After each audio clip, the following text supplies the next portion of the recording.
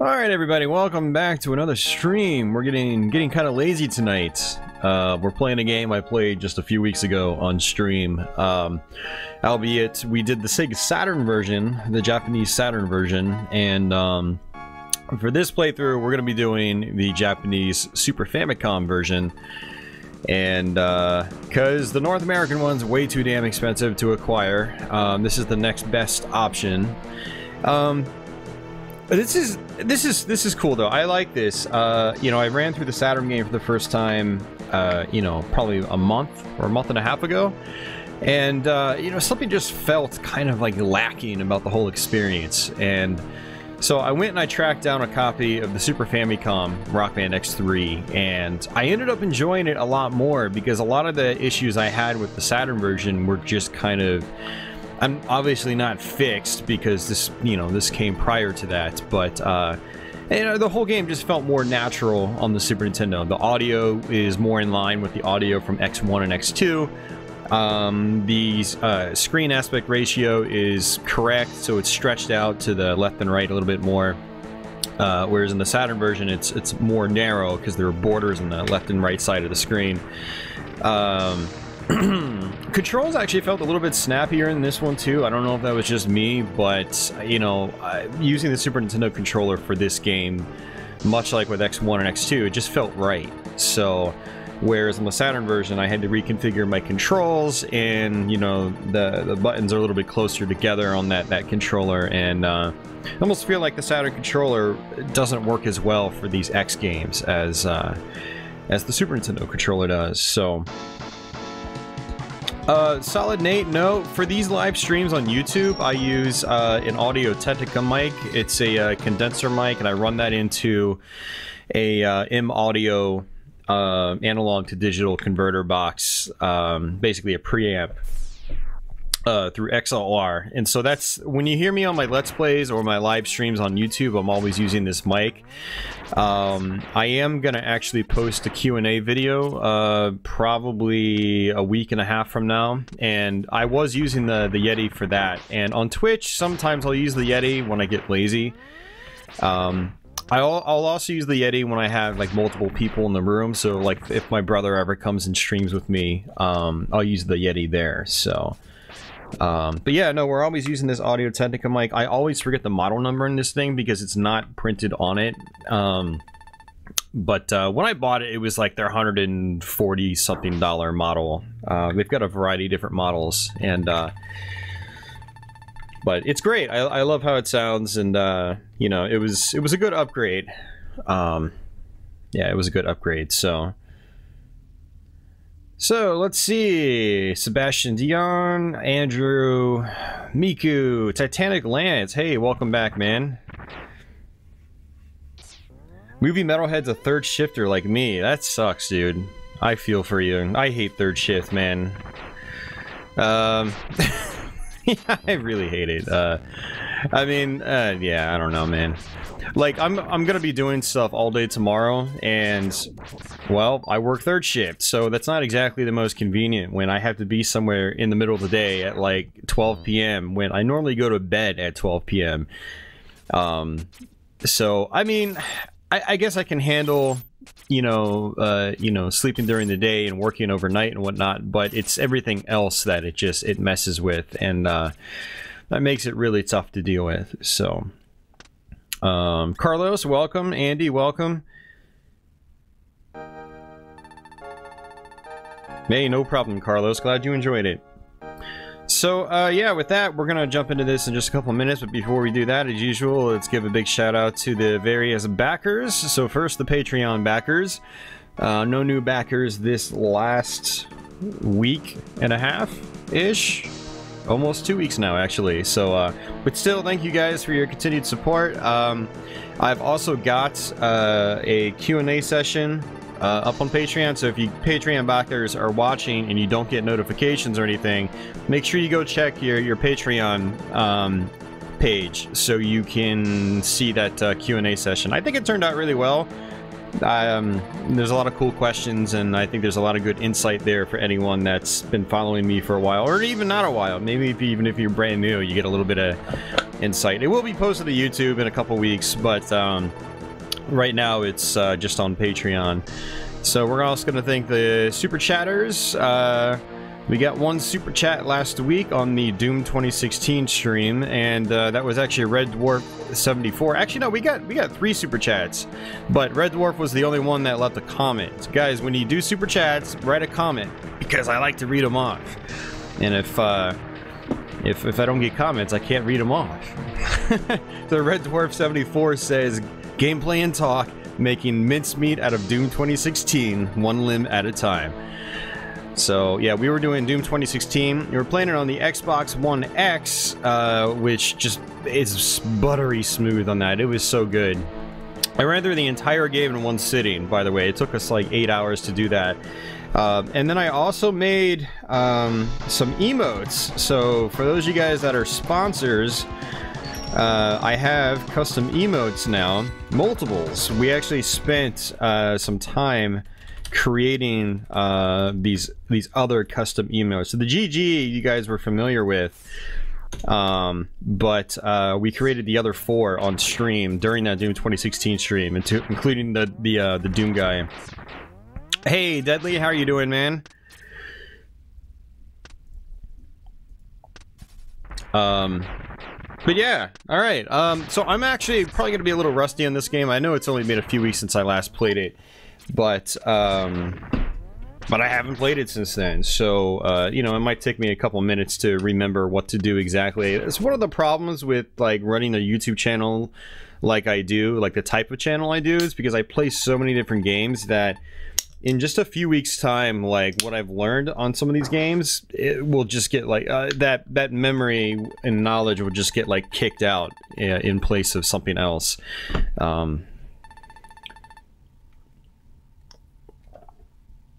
Yep, we got a patchouli emote here. So, anyone that sponsors the channel, it's basically like a monthly subscription. They have access to all those emotes. And we're probably going to change a couple out.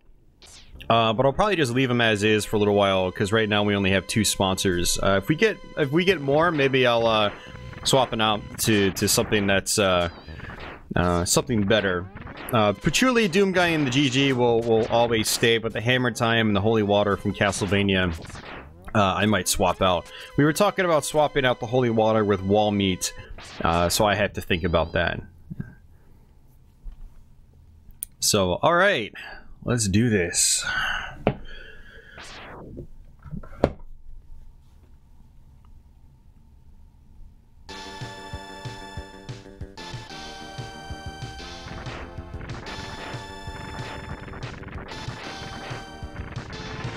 You go to bed around 2 p.m. What time do you usually go into work, Movie Metalhead? I'm guessing if you go to bed around 2 p.m. you probably go in like late. Unless you're one of those types that only gets like 5 hours of sleep every night.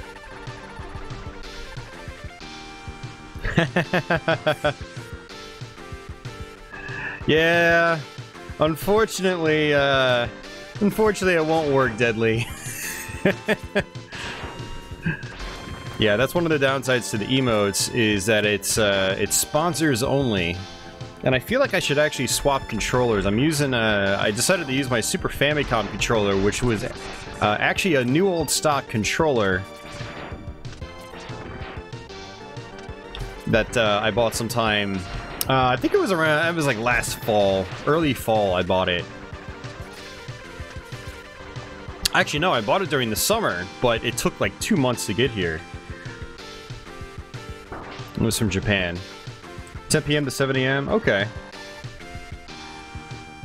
Yeah, I do 9 to 7, 4 days a week myself. Although this upcoming week is going to be a little bit different because I have to cover for a coworker. So I won't be around Sunday night, by the way, guys. For those of you guys that watch on Twitch or YouTube. Lately, I've been doing streams on YouTube on Sunday nights as well, just because, why not?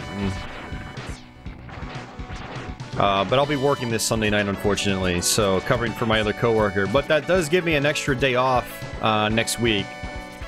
So whereas I normally have a 3-day weekend, I'll have a 4-day weekend next week.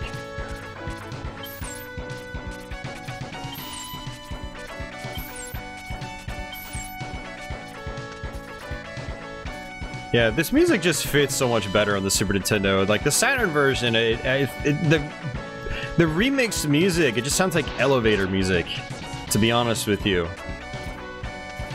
And I know some of you guys out there are going to understand exactly what I'm talking about.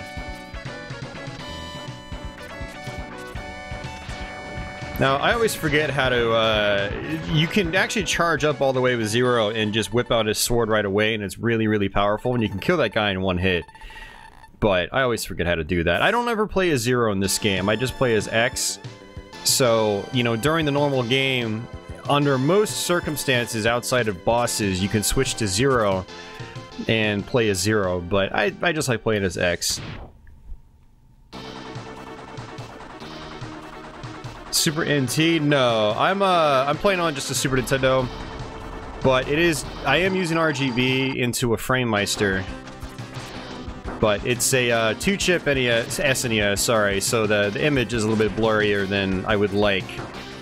God, man, I might actually have to switch my damn controller because I think I'm gonna do that after this. I'm having a hard time hitting the A button, which is my dash button. Oh, jeez.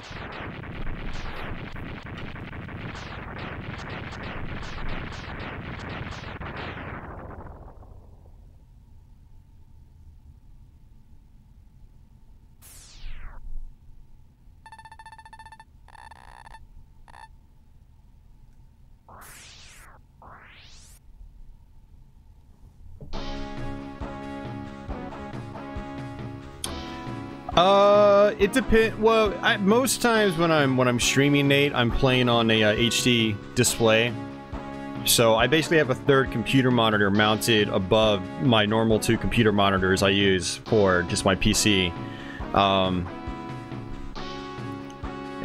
It's good, you know. So I have basically everything running into my capture card, and then there's you know, I have that being fed out to this HD display.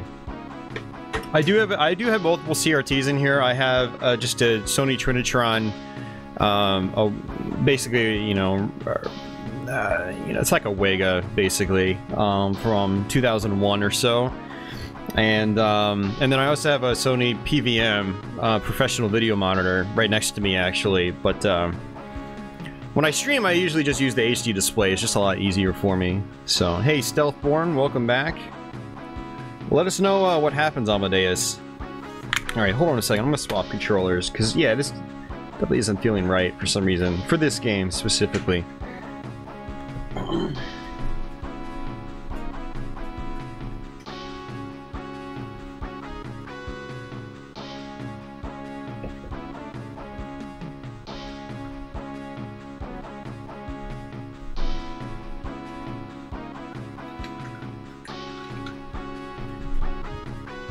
I think part of it is that on the North American Super Nintendo controller, well, on the Super Nintendo controller in North America, you've got convex buttons on the top. No, concave. Durr. Concave is when they're dipped in. Convex is when they're rounded outside. It just feels more natural when I'm... Because I don't change the controls on this, so dash is A, jump is B, and then shoot is Y. So I have to hold my thumb across all 3 buttons when I'm doing things like dash jumping and shooting and wall dashing and things like that. So, hey, No Reason, welcome back. I ended up finishing the Deus Volt WAD on Sunday. And then I went through it a second time with the Jamoda mod.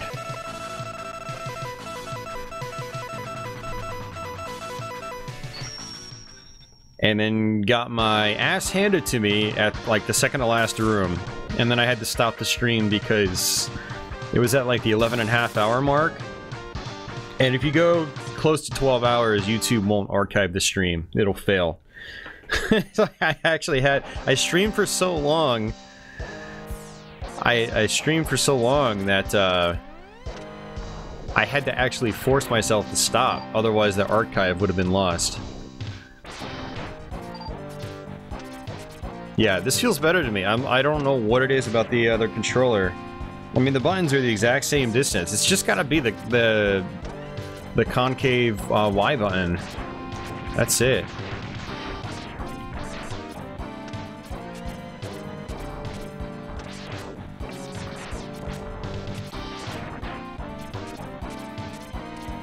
Yeah, so like I said, it's been a few weeks since I last played this. I'm gonna be rusty. I also just woke up.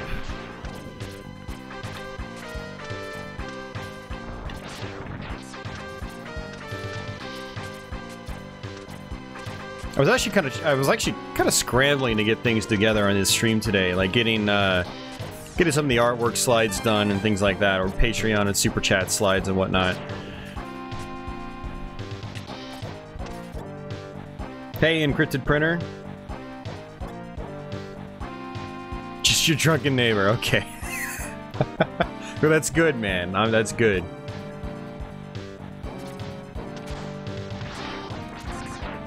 I'm glad no one actually broke into your car.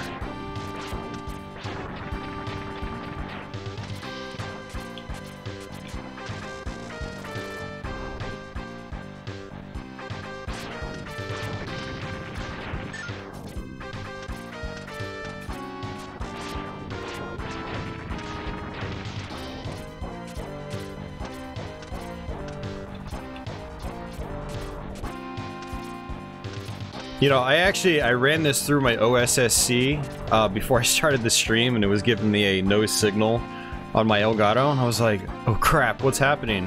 And I forgot that the Super Nintendo doesn't play nice with the Elgato through the OSSC. I've been doing so many HD systems the last few weeks on stream that I totally forgot about that.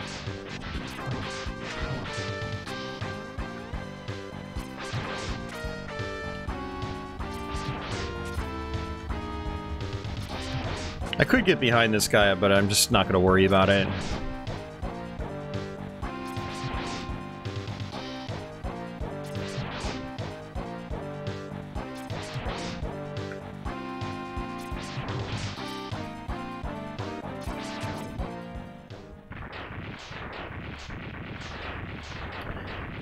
Saturn Rockman X3, it's not that bad. I mean, it's like $50. I think I was actually able to get mine for like 45 shipped. And I think it was from a North American seller too. That was just a couple months ago. And I actually wanted the PS1 version of the game because I had been playing X4, X5, and X6 on PS1. So I was like, you know, if I get the game, it would probably be good to just get it on PS1. Because I'm, you know, really used to the control setup now. But the PS1 version was actually like $10 or $15 more expensive. I was like, okay, I'll just get the Saturn one then. They're pretty much the exact same if I recall correctly.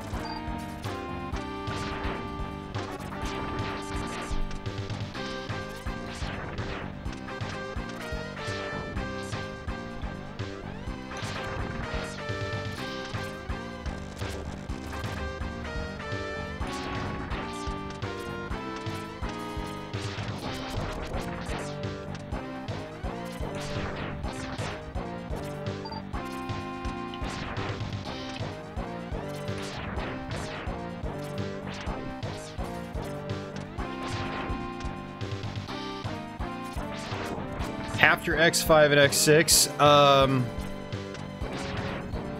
I hear X8 is pretty good, but I haven't put a lot of time into it myself, and I no longer have a copy, so I can't really vouch for it.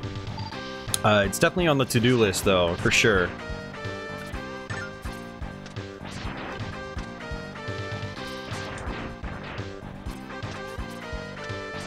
The only thing about X8 is that the prices are going up. It's like, it's gonna cost you like 30 or 40 bucks for a complete copy. Which I'm like, I want it, but I don't really want to pay like 30 or 40 bucks. And for my PS2 stuff, I try not to buy disc only unless it's just like absurdly cheap.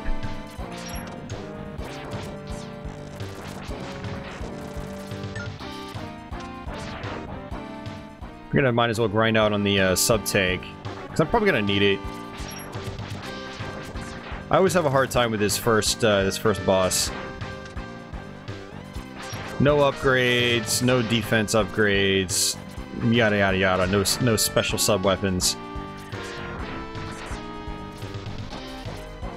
So this is one of the places I've just kind of figured out to grind at. Only problem is X3 has a lot of enemies that are just kind of a nuisance. Like these drills that come out, you can't shoot through them with your regular Mega Buster, and I think that's it. Yeah, that's it. So it's kind of annoying to deal with.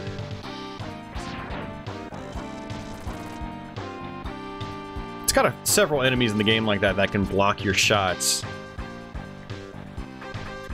Hey, Block Breaker, welcome back.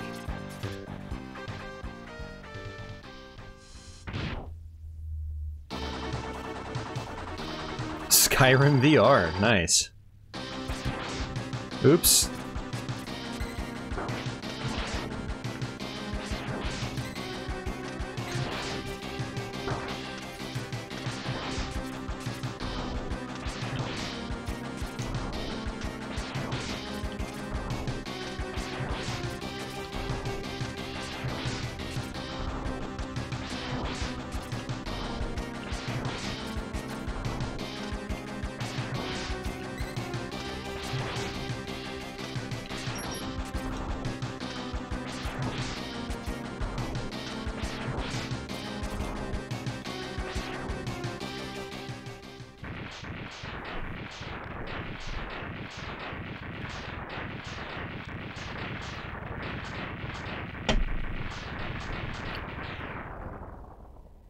Well, I haven't noticed anyone Doomstash. I was just really focused there. Really trying to just focus on the screen. But welcome, Doomstash.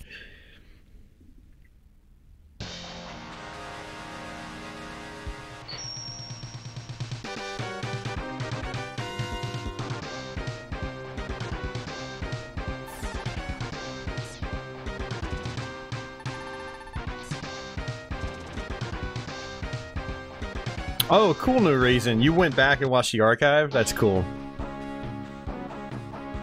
Yeah, I'll try to do Doom WODs more often. I actually ended up playing Ancient Aliens on Twitch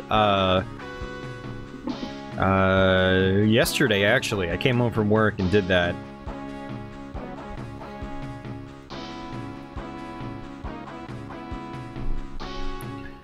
Alright. Alright, teasing.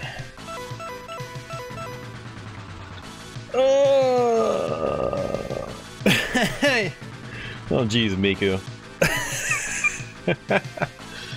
Alright, well that was a good start. You know, I got the weapon, which is needed for several different upgrades. So, I guess let's go ahead and just go here. I believe this is where we're gonna get our first mech upgrade, or mech ability. Yeah, the thing is with a lot of these WODs, No Reason, is like the first playthrough is always the hardest. You know, and it's when you go back to it and play it again and again and again and again that they become more enjoyable, because you know where everything is, you know how to deal with the tough situations. And you know, it's like with Sunder, for instance. You know, brutal on my first time, but now half the maps I can just rip through, despite their high difficulty. So, you know, I got that feeling, like Dave's Vault was a good WOD, you know? I was like, I'm gonna do it again. And then I actually, when I came home from work, Tuesday morning, I actually attempted to play it again without the Jimoto mod. Got to the big open fight in the red area, and pretty much gave up because it was time to go to bed. So yeah, I've actually played it multiple times now, or parts of it multiple times.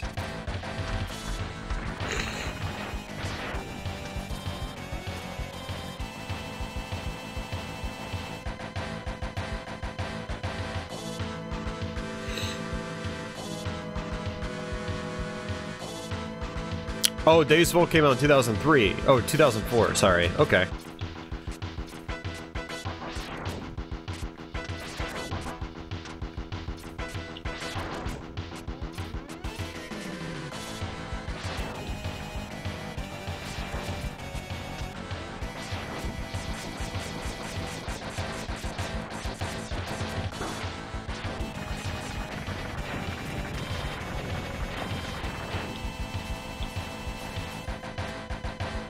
Yeah, Ancient Aliens, you know, I was really mixed on when I first played it, but I'm definitely enjoying my second playthrough a lot more.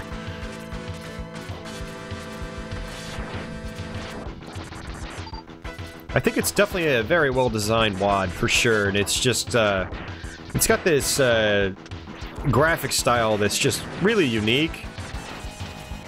Lots of, like, pinks and purples and neon colors and things like that. It's interesting.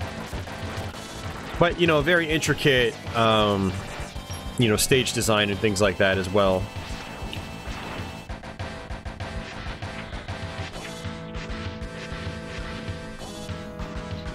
And it totally gets in the slaughter map territories, you know, partway through. Especially near the end. Yeah, man. We got cat hair flying all over the place. Patchouli's not even in the room right now.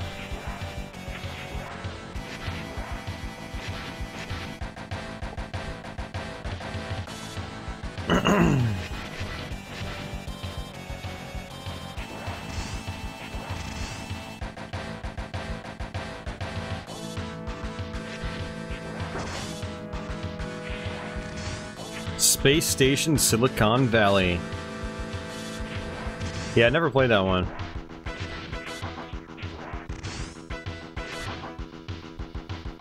Is that like a 3D platformer? I know it's an N64 game, but I've never played it before.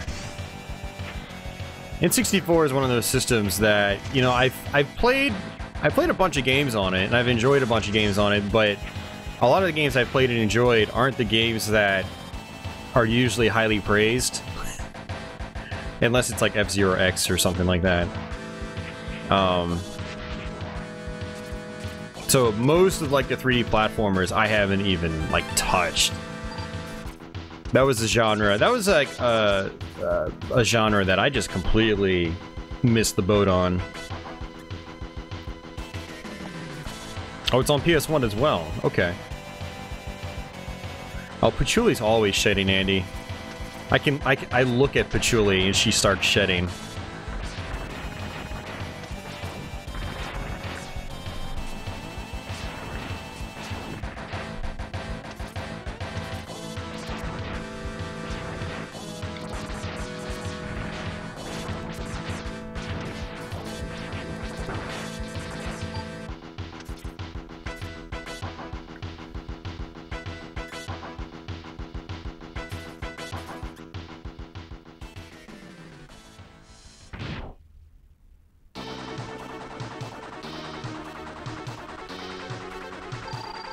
Gotcha, encrypted printer.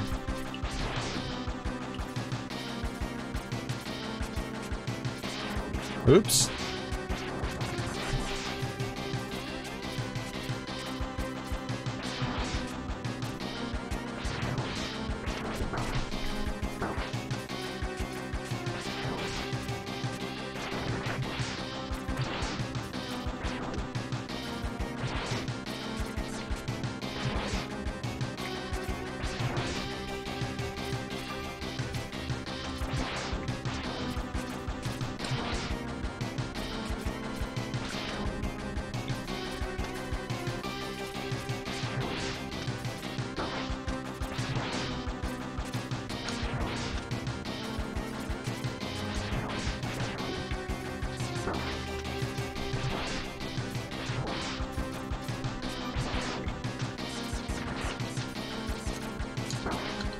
That was close.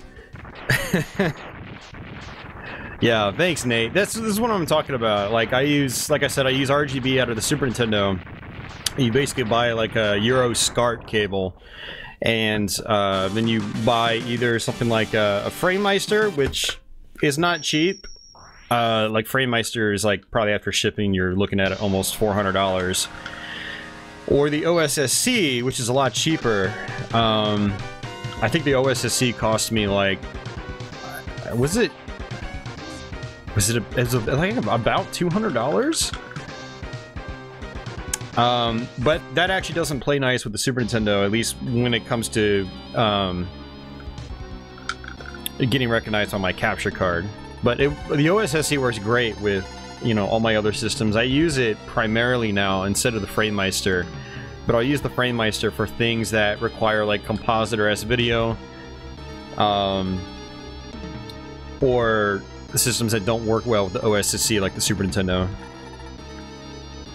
Are sub-weapons still no good here? I mean, I can use sub-weapons if I feel like it, but I usually don't feel like it, just because I just have more fun doing Buster only. But we'll see how I feel. I mean, if I have trouble at a boss fight and I've got the right sub-weapon, then yeah, I'll use it.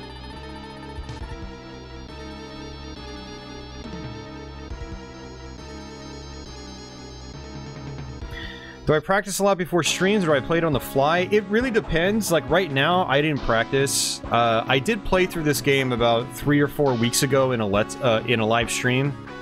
Yeah, and I didn't do a Let's Play of this. I did a Let's Play of X4, not X3. But I did do a live stream of the Saturn version of this, like 3 or 4 weeks ago, I think. And,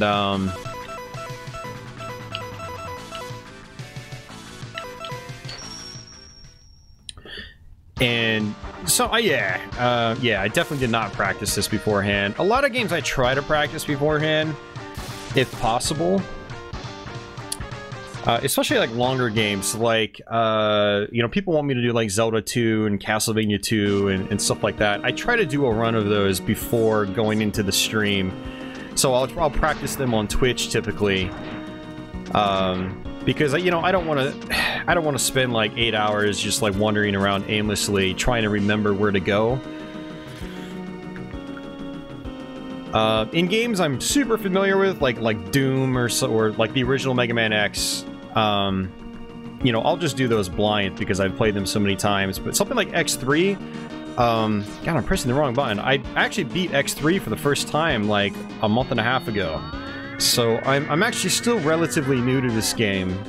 So I, you know, typically would do a practice run, but I figured since I did a stream of the Saturn one a few weeks ago, I'd be fine.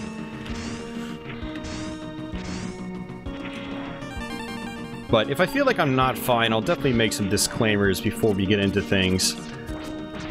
Oops.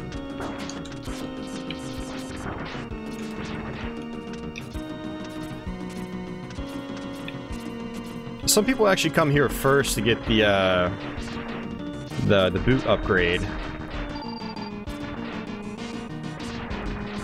But the only thing about that is,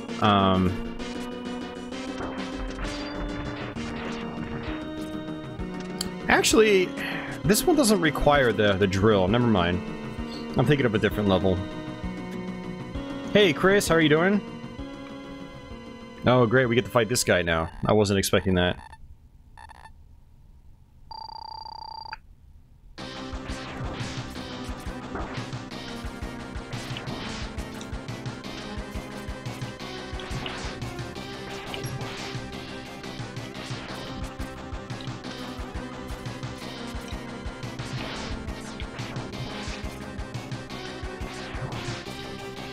So for these guys, you have to use a certain sub-weapon on them to kill them permanently, and if you do that, you'll unlock some different bosses on Sigma's stage.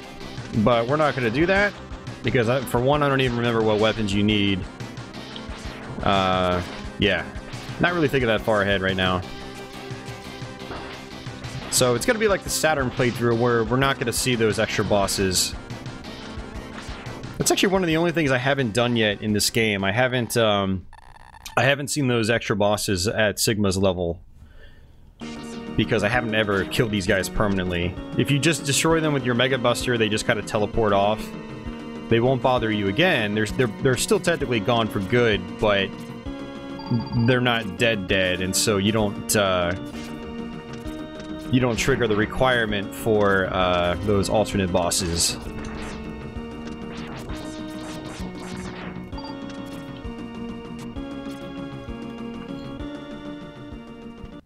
Hey, Boston Burf. Hey, Mark.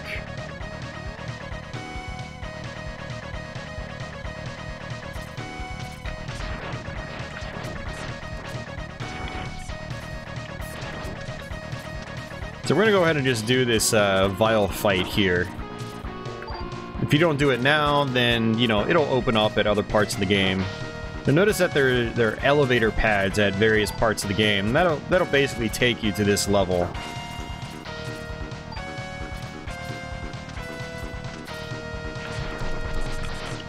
And once you destroy Vile, you'll have to have a bit of an escape sequence.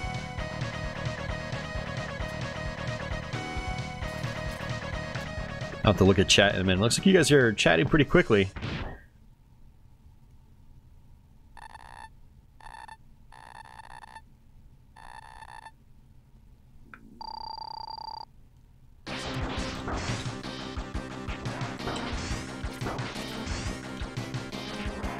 Ah, jeez, man, come on. I try to press the dash button and it's just not even working. It's my fault. I know I'm not pressing it right.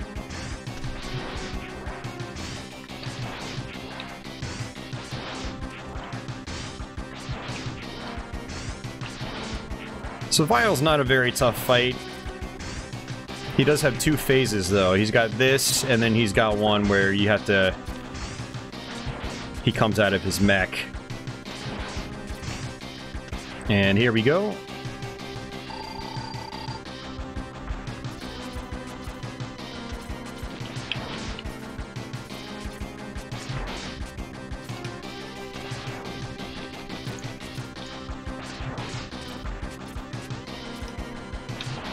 Gameplay-wise and everything, yeah, the Saturn version's mostly the same. What they did is they remixed the music.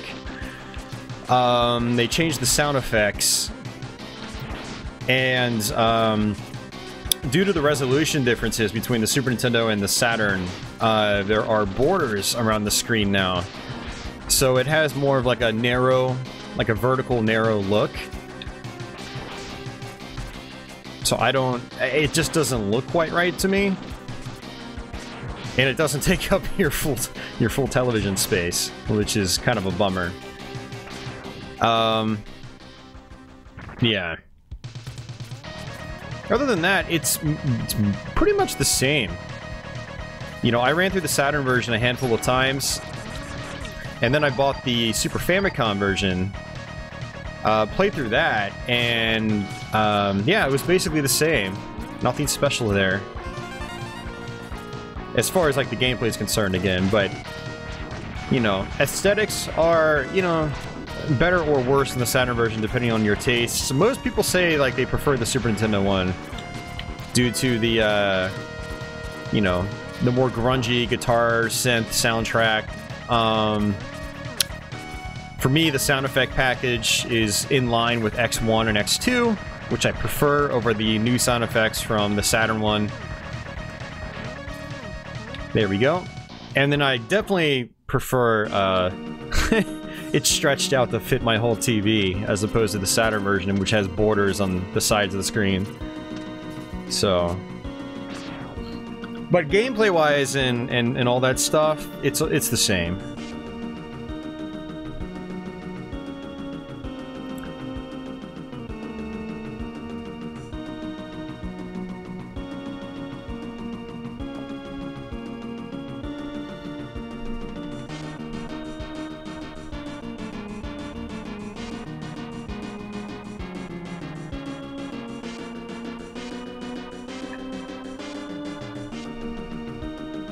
Well, I mean, technically the screen space is used because there are at least... Oops! There are borders there, and the border will change depending on the level you're on. I mean, it's used in that regard, but yeah, I mean... So you get a more narrow image, which is kind of a bummer. Looks great in RGB, I mean, I will say that. Like, it looks awesome, but... You know, it just feels... Like, playing it on the Super Nintendo, it just feels a lot more natural. Not just from the, you know, the aspect ratio being correct, but using the Super Nintendo controller feels more natural for this game. Having the same sound effects you get with X1 and X2, you know, it just feels much more at home on the Super Nintendo.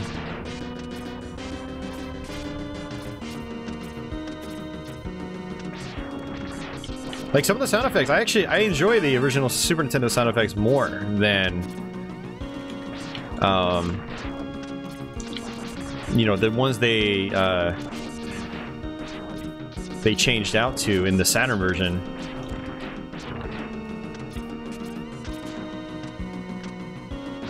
Like the sound effects in the Super Nintendo one they're like more swishy sounding. Like they're just, it just sounds better to my ears.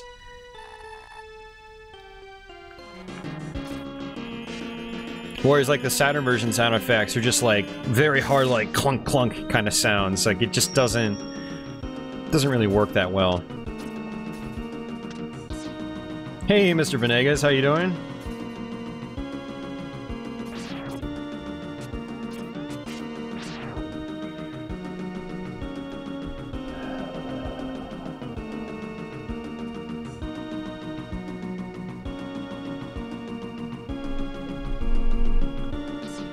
Well, the 32X port of Doom, Nate, was for a totally different reason. They had to do that for performance reasons. Rockman X3, it was really just because the Super Nintendo's resolution is 256 by like 256 by something or another. It's not your usual like 320 by 200 or 320 by 240. It might be 256 by 256, or maybe 256 by 240 or something like that, or 236, something weird. Whereas the Saturn's base resolution is 320 by 240. And Capcom basically just ported over the existing assets. They didn't redraw the art or anything like that. So in a way, it's kind of a lazy conversion. But due to the resolution difference, that's why you have the borders in that version. People have told me the borders aren't in the PS1 version. I haven't played that one in a while. I need to fire up my X3 or my X collection on PlayStation 2 because the version of X3 on that, I'm pretty sure, is the PS1 version. So I need to check that again. 256 by 224. Wow, it's even less than 240. Actually, we've got plenty of lives. I'm not going to use a sub-tank. Assuming I need it. I probably will need it. I'll probably screw up and take at least one hit.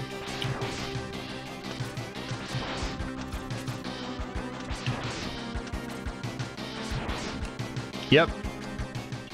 Actually, no, screw it. Nope, nope, nope, nope, nope. Why? We'll have plenty of time to get it back. I'm good, Mr. V. Thanks for asking, man. And thanks for stopping by the stream.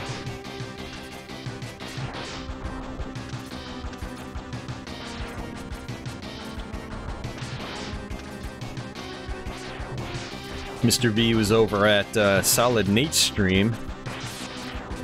I've been watching Nate stream a couple times this last week. You guys should check out his channel if you like streaming. I think he's pretty much strictly retro stuff right now, so I know he'd be right up your alley. And definitely a fun dude to hang out with on stream, so you should go check him out. He was playing some Kingsfield today. I thought that was pretty cool because I played Dark Souls for the first time, and you know, Kingsfield was kind of like the earlier days of From Software. And I did play the Kingsfield games back in the day, just a little bit. But so it was good to see that for a few minutes before I Chris Hendricks just signed up as a Patreon backer. Is that what email I got? Let's see. I got an email notification. Oh, cool. Hey, thanks, Chris.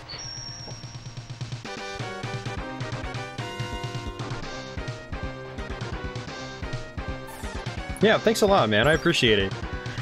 Your name's not gonna go on the Let's Plays for probably like a month, because I pre-recorded the next like 3 Let's Plays. 3 or 4? I don't know. But after that, your name will be on them. So thanks a lot, man. I appreciate it. But your name will go on the stream slides as of next week.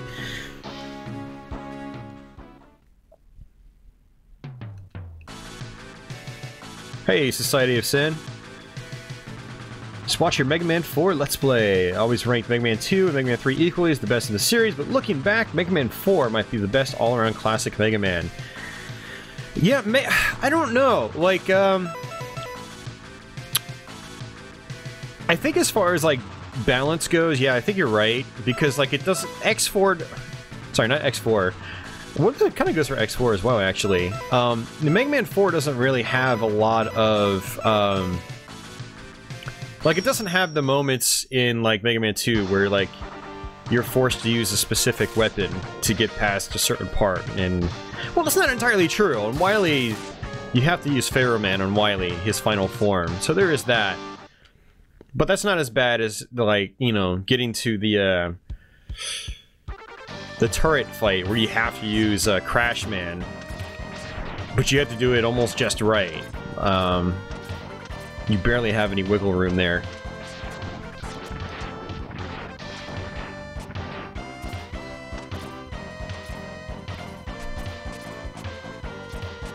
Oh, Mario Mania's out there too. Hey, what's going on, man?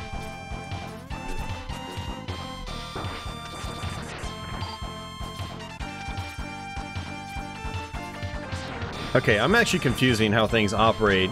I'm thinking, I'm thinking things are operating as if, like, I got the gold armor. With the gold armor, I'm pretty sure you can do, yeah, with the gold armor, you can do a dash jump and then air dash again. Whereas right now, I can only air dash again if I just do a regular jump, not a dashing jump.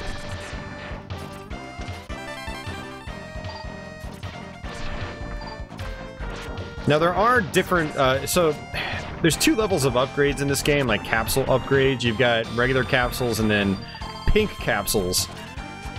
And the pink capsules will upgrade one item that you already have.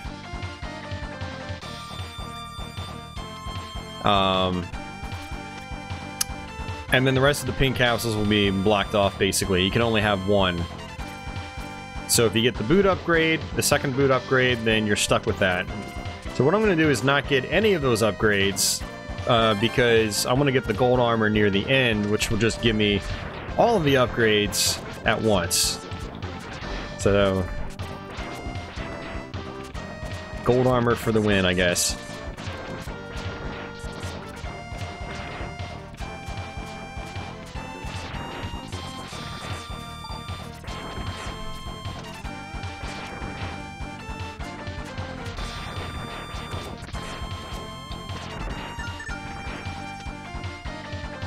Hey, Jules, how you doing tonight, man? Good to see you. Jules is a regular. Oh man, I stream everything. Yeah, I've got a lot of different game consoles here. I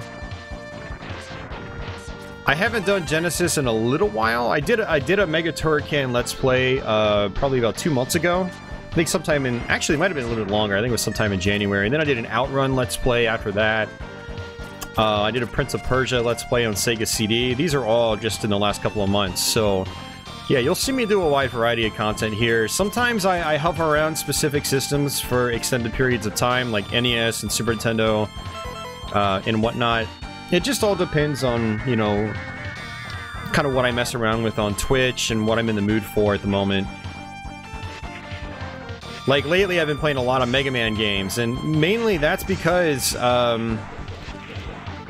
that's mainly just because, you know, when I beat one, I'm like, man, I want to try another one now. Like, when I beat X5 and X6, I was like, well, I have to beat X3 now, because I've never done that. But I intentionally took a little bit of a break. I was going to go straight to X2, but I had done like 5 or 6, Mega Man X videos back to back, so I didn't want to burn people out too much. But sometimes, you know, that can't really be helped, because, you know, I do want to try to cover what I want to play as well, and not be bored to tears when I do videos.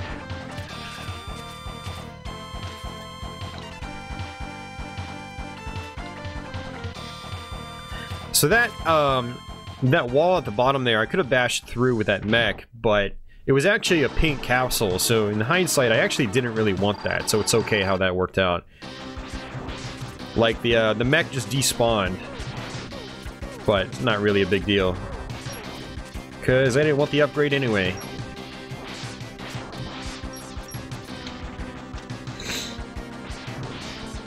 But yeah, I mean, I've got a lot of stuff here. You know, NES, Super Nintendo, N64, Wii, Sega Genesis, 32X, Sega CD, Saturn, Dreamcast. I had actually thought about continuing my Gauntlet Legends stream, which we did several months back. I thought about firing that back up again and continuing that playthrough. But yeah, PS1, PS2, I've got a PS3, Xbox 360, Xbox One. I've got a Turbo Duo, Neo Geo CD, Atari Jaguar 3DO. And I was actually I wanted to do a 3DO stream, but I've got stuff I've got to do tomorrow, so I can't have this stream be... Jeez, this guy's hitting like a tank, man. I can't have this stream be as long as my recent streams have been, unfortunately, so... But we will do a 3DO stream sometime soon.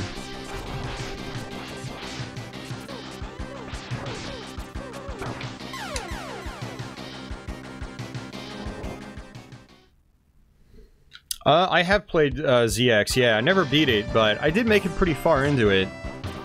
I got stuck somewhere, and yeah, I never went back to it, but I did like it.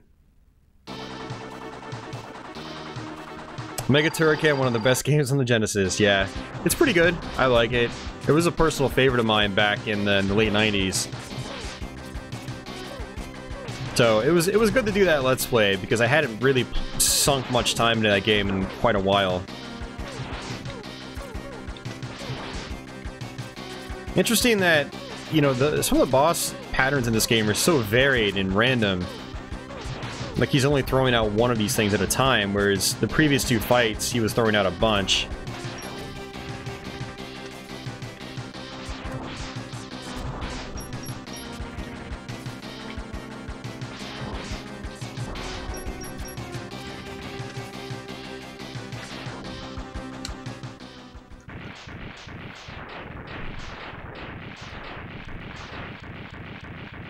Okay, cool, Larsop. Well, thanks for checking it out. I appreciate it. Hope you enjoy the content and the streams.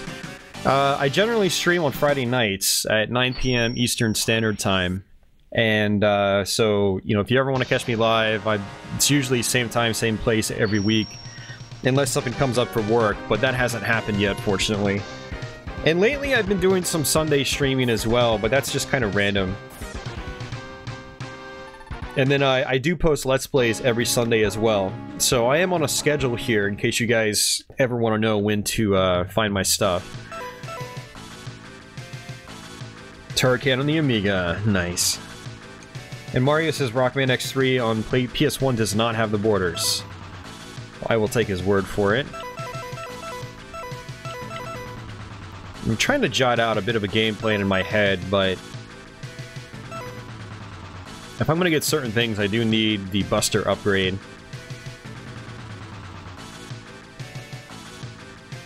Yeah, Super Turrican is pretty nice as well. I never beat that one though, so I definitely want to do that sometime in the future.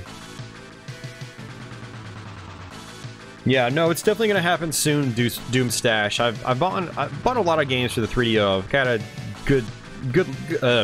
good collection again. So. Good collection of bad games and good games, so it'll be fun.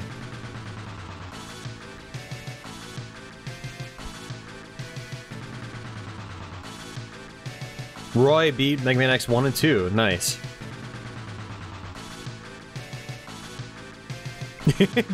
Chris is keeping the dream alive. I love it. Hey, no, thank you, Society of Sin. I'm glad you enjoy it. I'm trying to figure out what I want to do here, because this boss is kind of a pain, but I do need to charge Buster for certain things. Like, I need it for this level here. Is it that level? Or is it this level? Oh, I still need to charge Buster for this level too. I'm trying to think, did I miss anything at these stages? I know I have to go back to this level. I think we got everything on this one though. Alright, I guess we have to go here then. Yes, no, I plan on doing an East game. East 3 specifically. I'll probably do the Super Nintendo and Genesis versions. And we'll do those in separate streams. Yeah, I'll probably do the Genesis one first.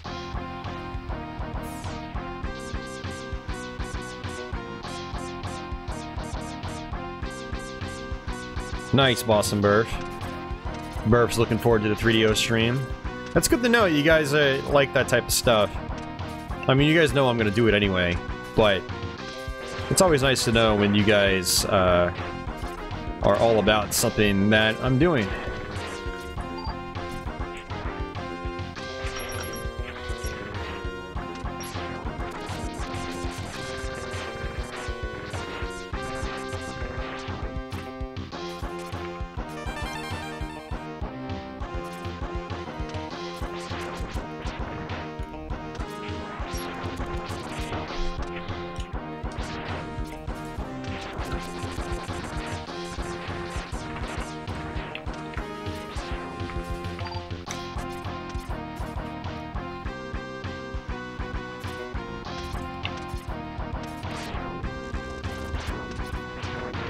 Yeah, just like Zelda 2 and Castlevania 2 and stuff like that, Ys 3 is something that I'll have to practice on Twitch before I do a YouTube stream. But once that happens, I'll definitely be doing a stream of it. Yeah, the 3DO is a cool system. It's not a system for everybody, but it is a unique console.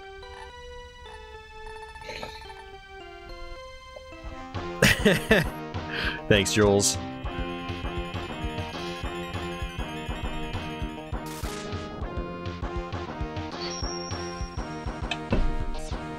But yeah, the Ys I played the most is Ys 3. And then its remake on PSP called Oath and Felghana. On PSP and Steam, actually. So we'll probably do both of those eventually. Never did beat Ys 1 or 2 on the PC Engine, but unfortunately I no longer have access to that. Unless I can manage to get backups working again on my Duo. But it's been having issues with CDRs, unfortunately.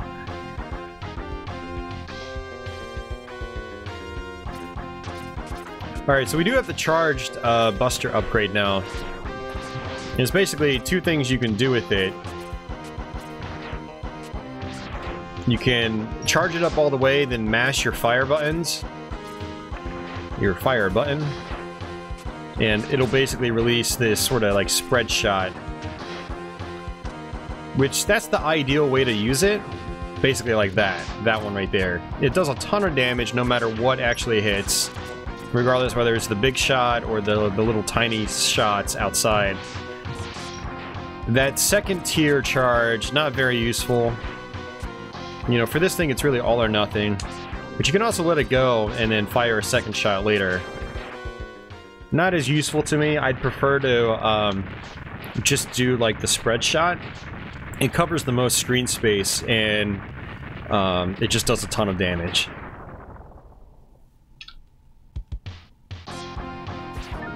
Ys is second to Dragon Quest in Japan. Really? It's that popular in Japan? Well, that explains why they keep making the damn games. I'm like... You know, to me, Ys was always kind of a niche kind of thing in North America. Like, I never really realized its popularity, you know, on the other side of the world.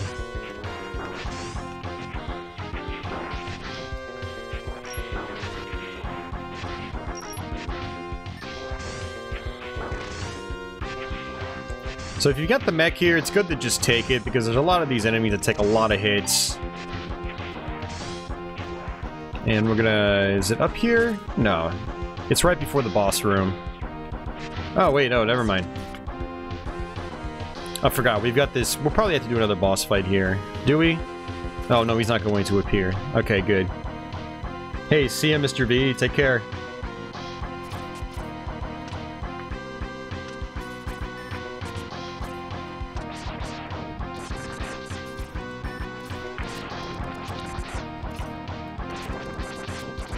I have to just make sure to get this heart tank, because when I did my Saturn stream, I made the mistake of going into the boss room.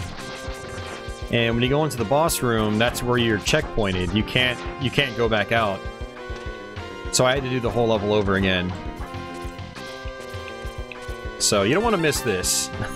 Because the heart tank's right at the very end of the level.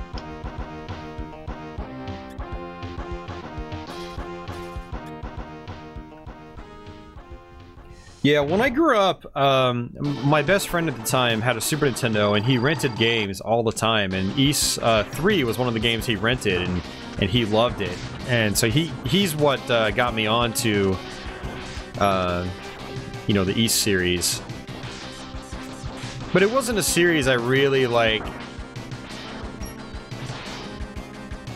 Well, you see, in the early days of Ys, actually, we didn't get all the games. Like, we didn't get the... Ys 4 or 5. It wasn't until Ark of Nepishtim on PS2, and that was like, you know, mid-2000s when we got that. But I did track down, you know, Ys Books 1 and 2 on the, you know, Turbo Duo or TurboGrafx CD. And I played them. I got to near the end of Ys Book 1. Let's just go ahead and do it. Got to near the end of Ys Book 1, but ended up getting lost in one of the final towers.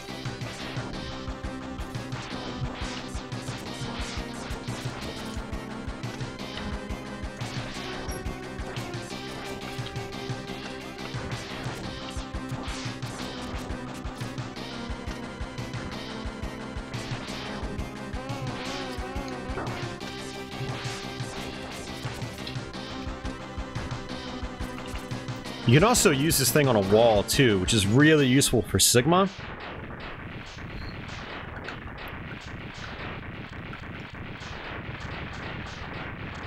At what point is a game considered retro? That's a tough one, man. That's a tough one. I usually cut it off around, you know, the Dreamcast era. And as time goes on, slowly, like, the Xbox and PS2 and GameCube are creeping into that category.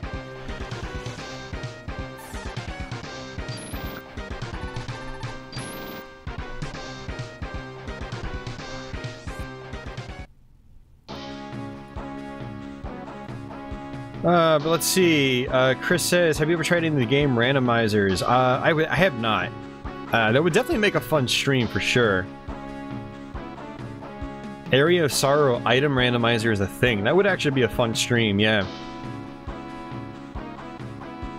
Burf, yeah, the Virtual Console shut down as far as being able to purchase games.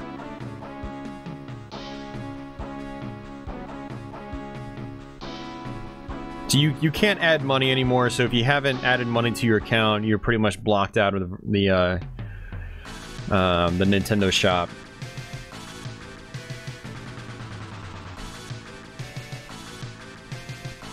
My favorite Capcom game on the Super Nintendo?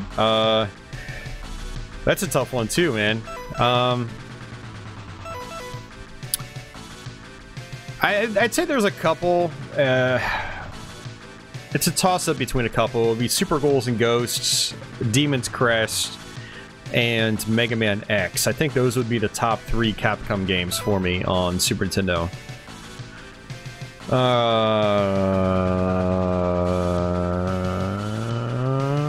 Let's go here.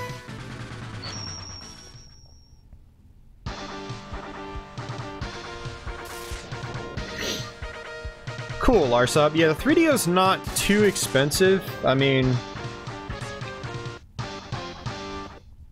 Hey, Sinful Force. Long time no see.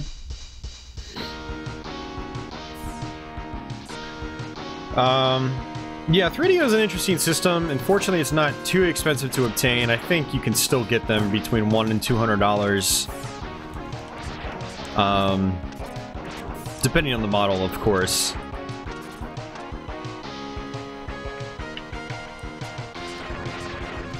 The Japanese FZ10 seems to be the best way to go if... Or even an Japanese... Well, I would... Yeah, Japanese FZ10 is the better way. Because of reliability issues with the FZ1s. Yeah, if you're like a box collector, the Japanese FZ10 is probably the best way to go, because those are like a dime a dozen on eBay. Well, not really a dime a dozen, but, you know, they're still 150 plus, but it's the nicest looking console you'll get boxed for the price. But you might be able to get a loose console cheaper. You know, either the FZ1 or the FZ10 or even the Gold Star model. Ooh, that was close. That was lucky. I'm thinking 3DO now and not thinking Megaman X3.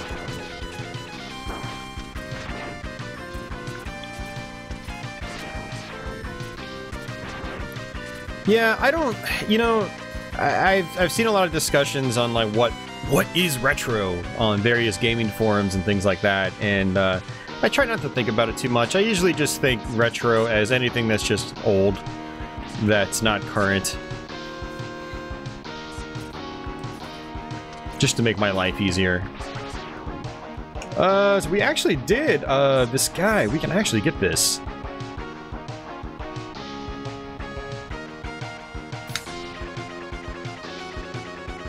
So just like in the other X games, you can charge up your boss sub-weapons, as long as you've gotten the Buster upgrade. Nice, Mr. V. Yeah, I love Super Ghouls and Ghosts, man. I would consider Deus Ex. Yeah, I mean, like I said, for me, like, the cutoff-ish is around the Dreamcast era. Deus Ex falls around that, that time frame. You know, it came out in 2000. And it's definitely dated. It's super dated. So, I mean...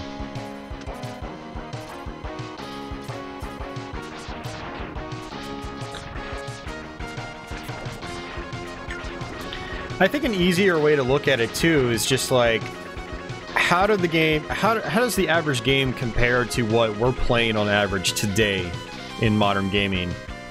And even if you go back to the Xbox and GameCube, you can tell a pretty drastic difference between then and now. So, and obviously PS2 kind of falls in line with that. This guy's hitbox is like stupid, by the way, in case you guys were wondering.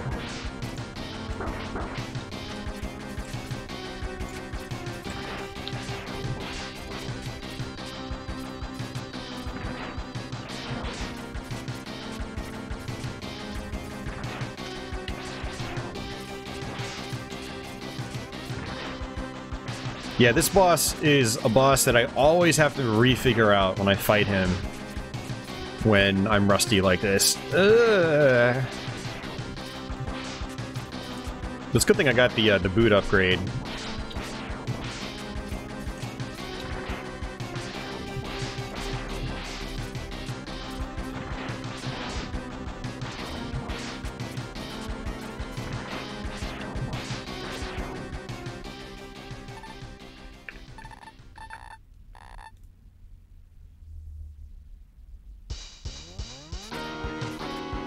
But yeah, you know, retro is this term that, you know, wasn't always used in video gaming. Like, in the early to mid-2000s, we didn't use the term retro.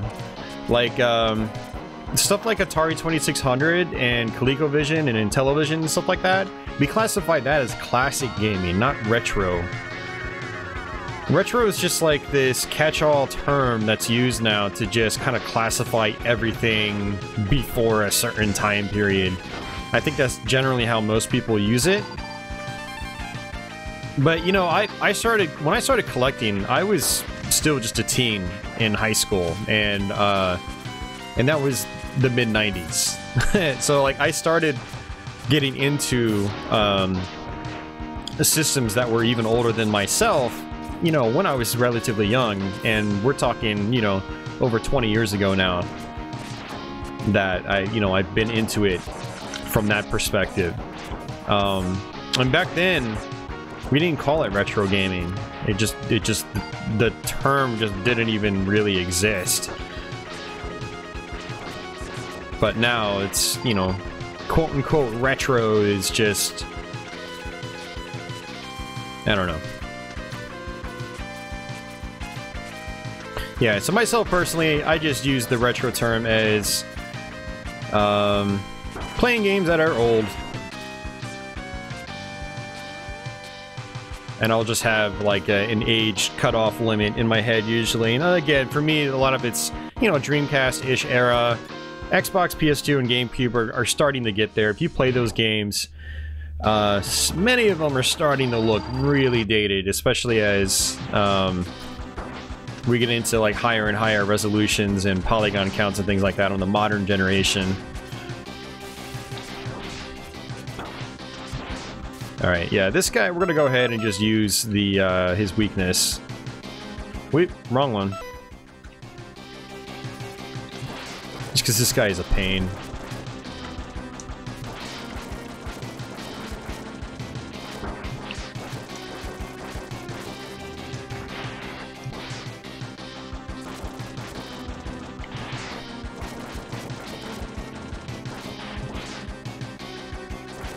Yeah, well, I mean, I've collected. I started collecting a long time ago, but it doesn't mean I've been collecting the whole time, if you know what I mean. I've had purges. There was, you know, and I talk about this actually in my upcoming Q&A video that I posted to Patreon, where there was a period in between 2007 2009 where I basically had to sell everything. So I went from having like a big collection to having no collection. And in 2009, when I started getting back into YouTube, I got the collecting bug again.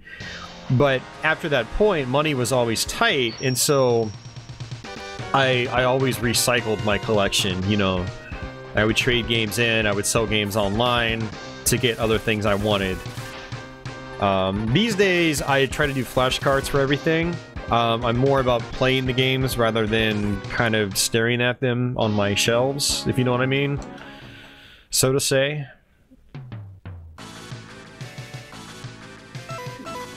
And so yeah, that actually helps me curb my buying habits.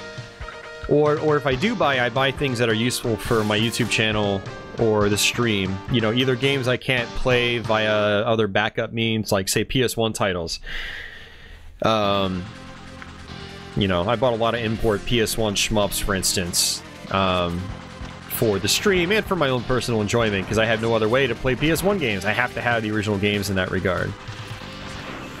But I do still buy all the hardware and stuff like that. I like having my hardware boxed and whatnot. Let's actually skip this right now. So in a way, I do still collect a little bit, but I definitely don't collect games anymore. And I actually just did a bit of a game purge a couple weeks ago, actually. I ended up trading in, like, God, I probably traded in like 40 or 50 games. A lot of, like, cheap, you know, PS1 and PS2 stuff. But it was a purge nonetheless. And then stuff that I had streams, but I knew I never really wanted to play again. Hey Kenny, hey Craig, hey Timothy, how are you doing?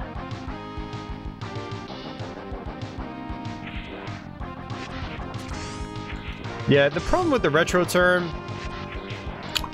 and that being compared to, say, the classic gaming term, is just that no one uses the term classic gaming anymore. Or if they do, it's old fogies like me that had, you know, been around a long time. Or I should say, been around the collecting scene a long time. You know, I'm still relatively young myself. You know, I'm going to be 36 come 14 days from now, actually. Actually, I don't want this. This is a pink capsule. I'm glad I didn't jump into that. Actually, it might not even be one of the capsules I can do. Do I have all the armor pieces? No, I don't have the helmet yet. So I don't even know which one that one is.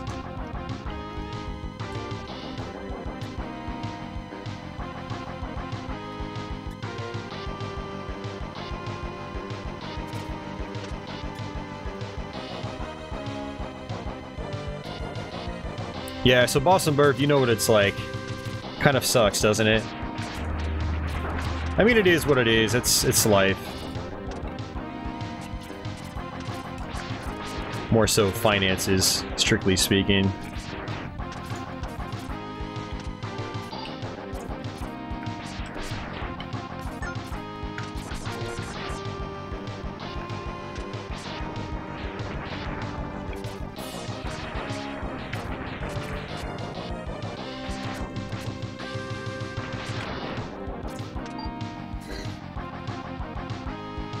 Yeah.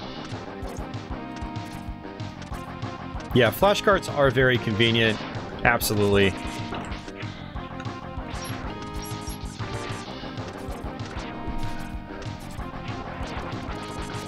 But yeah, if I didn't have flashcards, I wouldn't be able to play a lot of these games that I do play, because they're so damn expensive these days. They're just... ugh. Although, since I have an older Super Nintendo flash card, I can't play, like, X2 or X3 on it, so, you know, we are using an original cartridge for this one. Because it's the only way I can play it. But, you know, it's not expensive. It's like 20 or 30 bucks. I can justify that. Now, the $200 to $300 for the North American copy, no thanks. I've got better things to do with my money, thank you, than buy a piece of plastic and chips. Oops.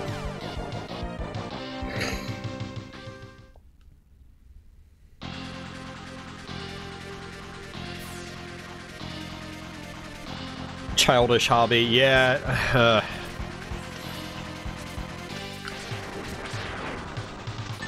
Yeah, I don't think it's childish.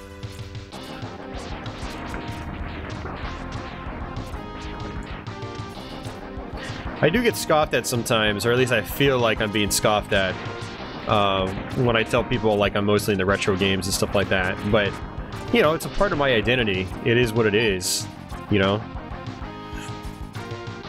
So, I don't let it get to me. I see it as, you know, your loss, not mine. This is stuff I enjoy.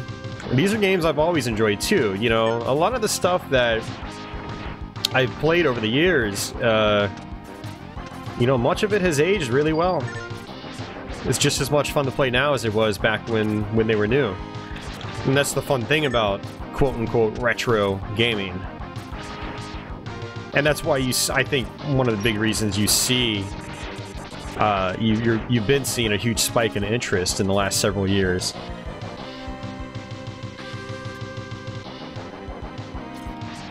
Plus with all the YouTube channels, especially the popular channels, you know, like Metal Jesus and guys like that, that are really reaching a big audience with this stuff, you know, they're really helping people, you know, get interested in these again.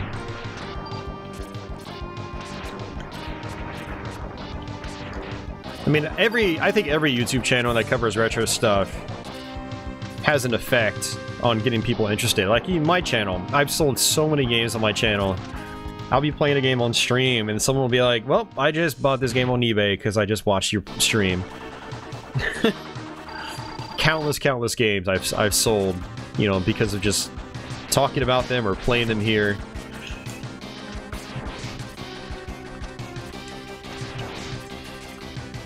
And I think if people are getting interested in it, I think that's awesome. And the people that aren't interested in it, well, like I said, they'll never understand.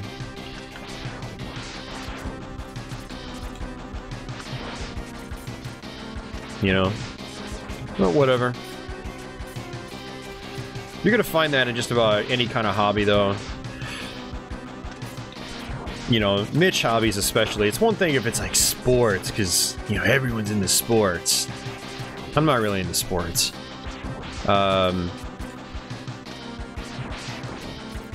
But just about any niche hobby you can have is gonna be looked down upon by someone.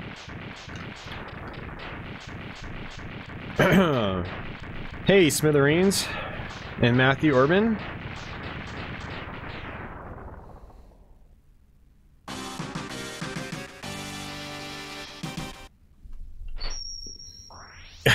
Thanks, Roy. I appreciate it, man.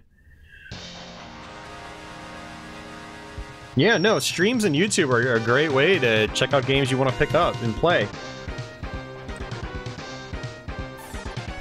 You know, when I see people ask, like, is a game good or not, I'm like, have you checked out a YouTube video of it? It's just so easy to see, like, if a game is up your alley or not. Assuming you've got an internet connection, and I assume most of you do. So... Alright, let's go get the heart tank and the helmet.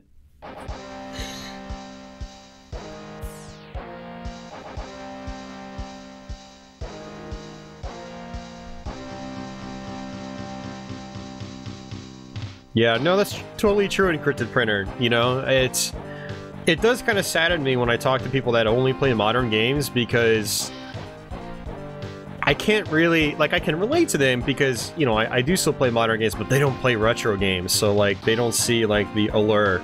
They don't see, like, the attraction.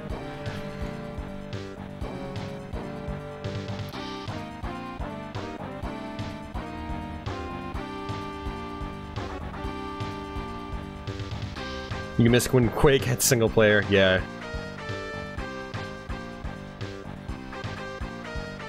Hey, see ya, Chris Hendricks, you're probably gone already.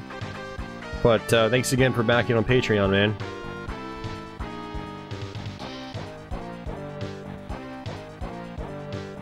Smithereens traded a Final Fight arcade. Ouch. Well, the thing about that, Smithereens, though, is like those arcade cabinets are still relatively cheap. I have a Final Fight arcade cabinet, and I paid $250 for it. Granted, I had to get the monitor fixed, which is actually one of those expensive things I just paid for in the last couple of months that I probably should have mentioned in my Q&A video, but I forgot. You know, that was like almost a $300 job right there. So, you know, ended up being a $500-ish machine. But the screen looks beautiful now, at least. But if you know, a lot of times you can get working arcade cabs in good shape with good monitors and a couple $100. They're not expensive because not many people want them. Unless you're talking like an original Simpsons or TMNT or like Killer Instinct 1 or something like that. Those are more expensive. You know, those are fan favorites, and there's not as many of them out there as, say, Mortal Kombat 1. It's actually not true. There's a ton of TMNTs out there, but that's like... You want to talk like nostalgic arcade gaming for kids that grew up in the late 80s and early 90s? TMNT. That's it. That was like the one game like almost everybody could agree on was awesome back in the day.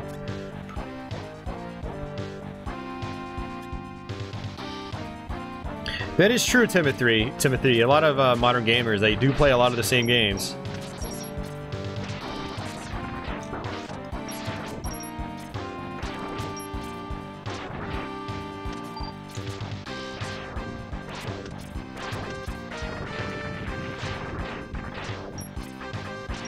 Yeah, when I was growing up, you know, once I got into the collecting and stuff like that, I did play... You know, I still played some of the popular games, but it was probably the late 90s, mid to late 90s when I started falling out of playing, like, all the big budget, big name releases. I had started diving into import gaming, I started diving into more obscure consoles that didn't really sell that well, like a 3DO, Jaguar, 32X, CDI, weird stuff in some cases.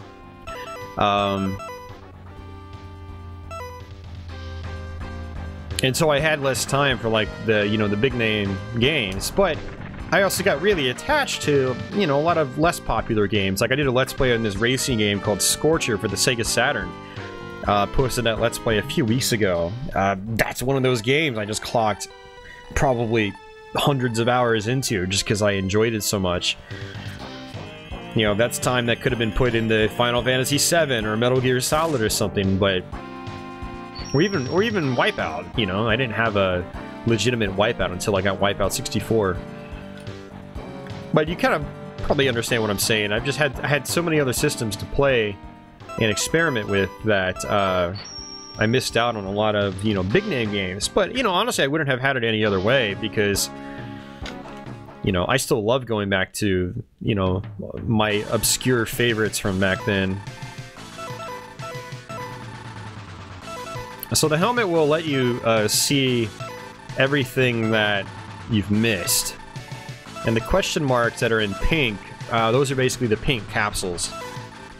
So as long as we've got everything in gray, we're good. So, yeah, we're good. Alright, so this is the last one.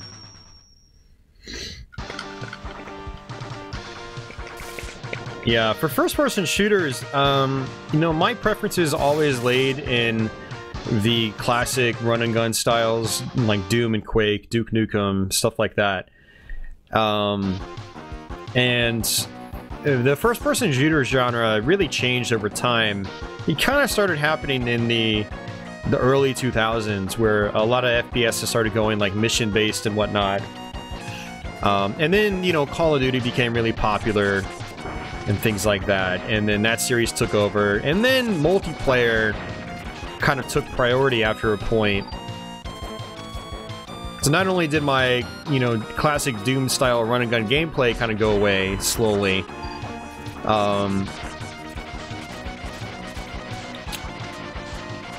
but the focus became more on the multiplayer as well.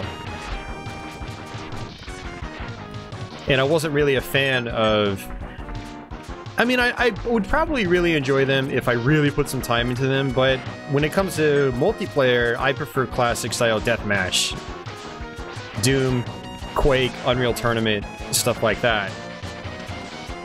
I'm the kind of person where, like, when I get good at something, I want to just keep refining that skill. Whereas a lot of people, you'll find, they'll just bounce from game to game to game to game to game, but I'll play the same kind of game over and over and try to increase my skill to, I guess, a higher level in that specific kind of game. I guess I kind of limit myself in a way, but playing at a higher level makes it more fun for me overall. Not that I really play, you know, classic deathmatch, first-person shooter multiplayer matches anymore. But back in the day, you know, that was absolutely one of the main reasons I stuck with them. But, oops, whoa, why did you do that? That was weird. I jumped off and he hopped back right into it. It's like, no, don't want to go left. But yeah, I definitely prefer the classic run and gun style gameplay, which is why you guys see me play so much Doom.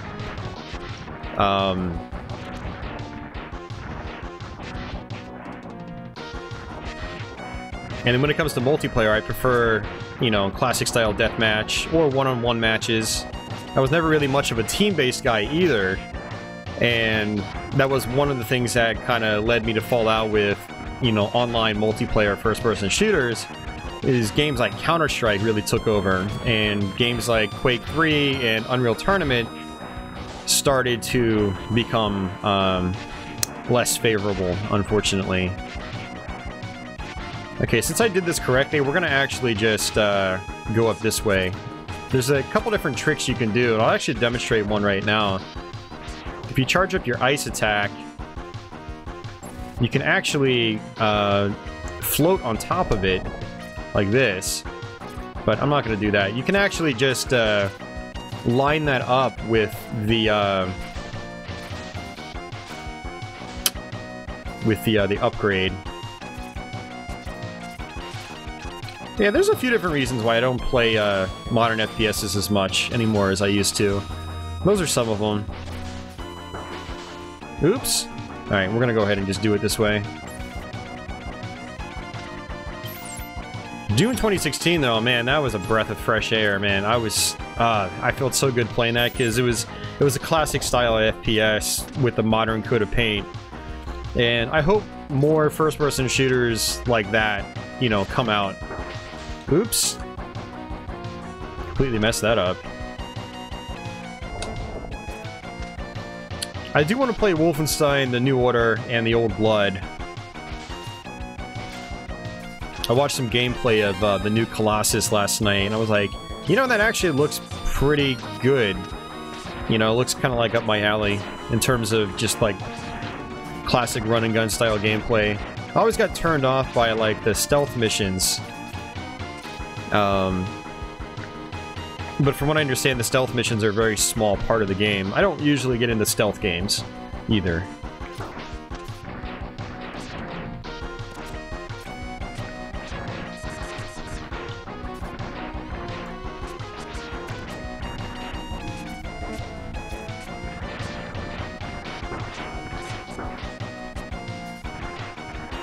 Yet another reason why you guys see me play a lot of action games on my channel.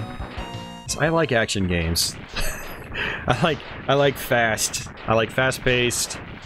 I like quick and responsive.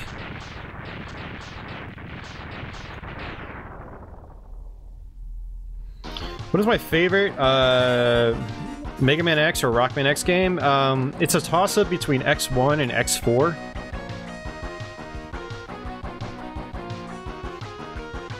And I have a really, really soft spot for X6 now, after playing it a ton these last couple of months.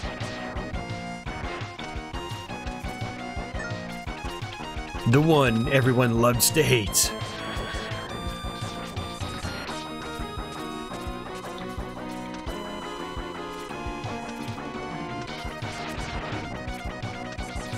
Yeah, I had actually thought about doing X1 tonight and doing a mostly unarmored X run. I did that before, and I thought I had it archived here. It must have been a Twitch stream, because I don't have it archived on YouTube. I don't know what happened with that.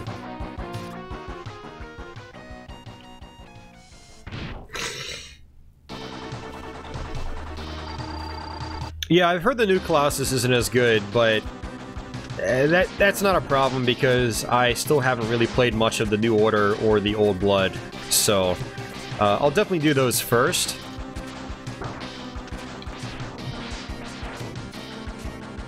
Just trying to figure out if I'm going to do those on PC or console. Because I have an Xbox One X now. And PC is obviously ideal, but it's harder to stream on PC and provide, you know, a good stream quality. Because I have to play the game and stream it at once on the same system, whereas with Xbox One, I can just goes right into my capture card. It's not eating up tons of resources on my PC.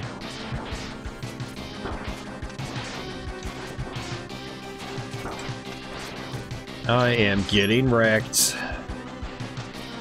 Obviously, keyboard and mouse is the way to go, and I'd probably be able to play in ultra settings and stuff like that, which would be nice. Maybe I'll just do both. If I really like the game, maybe I'll play it on console first, and if I really like it, I'll just go through it again on PC like I did with Doom. So Doom, I actually didn't have a computer powerful enough at the time to run it, and so I just played it on Xbox One. And then I built the current system I'm streaming from right now last April. And, you know, I can play Doom maxed out at a gazillion frames a second, and it's beautiful. And I got gypped with that charge shot. Alright, we're just gonna pick them off shot by shot.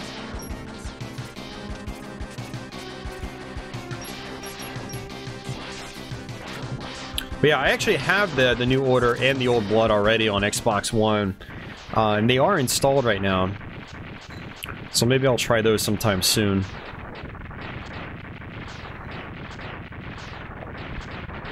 Dark Souls, yeah, I'm gonna get the remaster of that when it comes out in May. I'm looking forward to that, actually. I kind of raged the last time I played Dark Souls on stream. That was back in, like, November-ish, I think. But I think enough time has passed to where I'm getting the urge to play it again, so the HD remaster will be the way to go.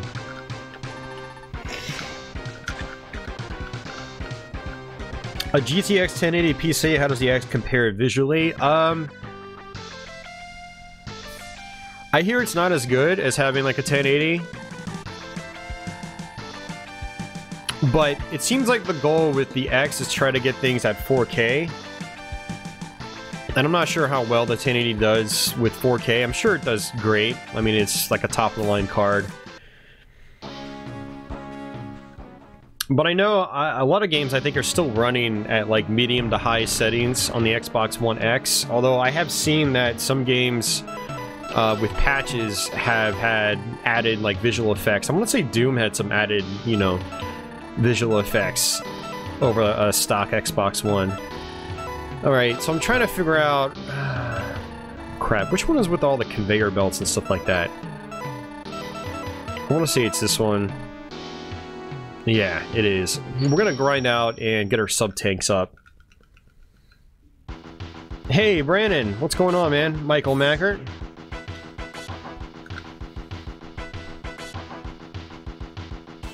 Yeah, Brandon, Michael Mackert, he's played a lot of New Order and Old Blood. He actually tried to get me into them a few years back. I'll finally play Dark Souls online with the remaster. No, because that requires Xbox Live. So, I mean, I might get Xbox Live Gold eventually, but I don't plan on it at this moment, so... Hey, see a movie, Metalhead?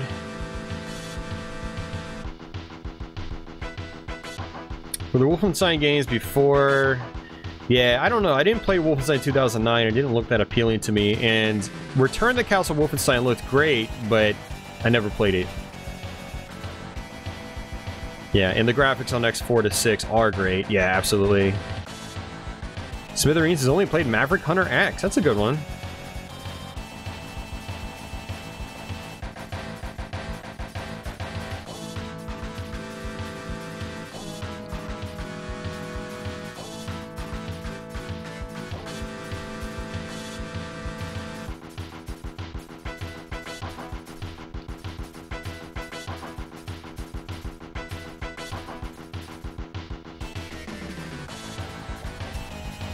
Yeah, Sinful says people don't even finish games anymore. That's how much they jump ship with games, it seems. Yeah, there was a survey is done that show that only like, well, I would say it's like less than 2% of people ever see the end of a game. I was like, oh my god, that's crazy.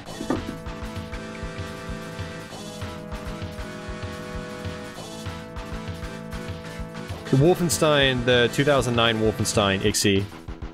From what I understand, they just kind of like Call of Duty-ified Wolfenstein, the 2009 version, and it seems like a lot of it was just kind of like lackluster. Like, I hear it's okay, but it's not gonna like, you know,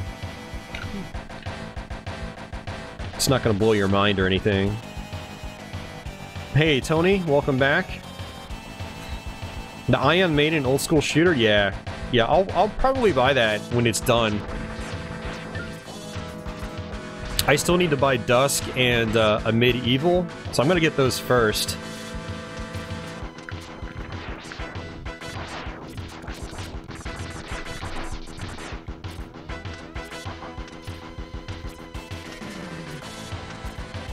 Yeah, it might be canon. I'm not sure. Actually, you know what? Let's go ahead and just use a mech this time.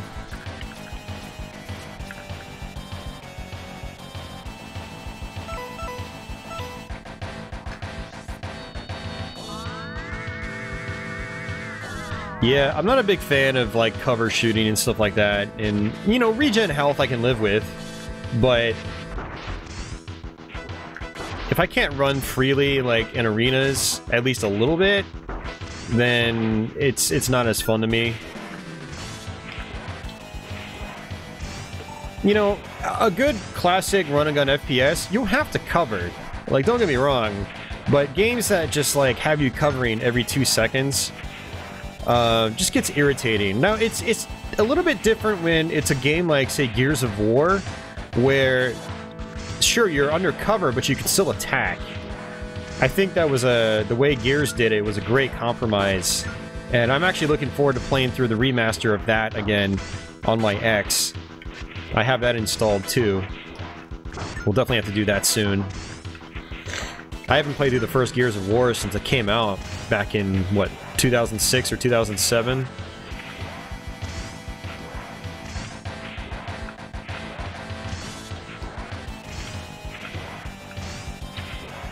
But to have, like, you know, a normal first-person shooter requires so much cover over and over, it just gets, it irritates me. It slows down the gameplay, and that's not that much fun to me. I'm not also a big fan of having to use iron sights and stuff like that. I don't really like the iron sight form of zoom aiming. I prefer zoom aiming to be either like sniper rifles or just require you to like no scope things. We're basically filling up our sub-tanks here, if you're wondering what we're doing. I definitely want to go into Sigma's place with full sub-tanks. Plus, it's easier to grind out for my sub-tank energy here than it is in Sigma's place. One of the problems with X3 as well, and it made it feel so refreshing to go back to X5 and X6 and X4 after this, is that enemies drop health less frequently in this game than they do in other X games. It's really frustrating. It really slows down the game. And I am not a big fan of,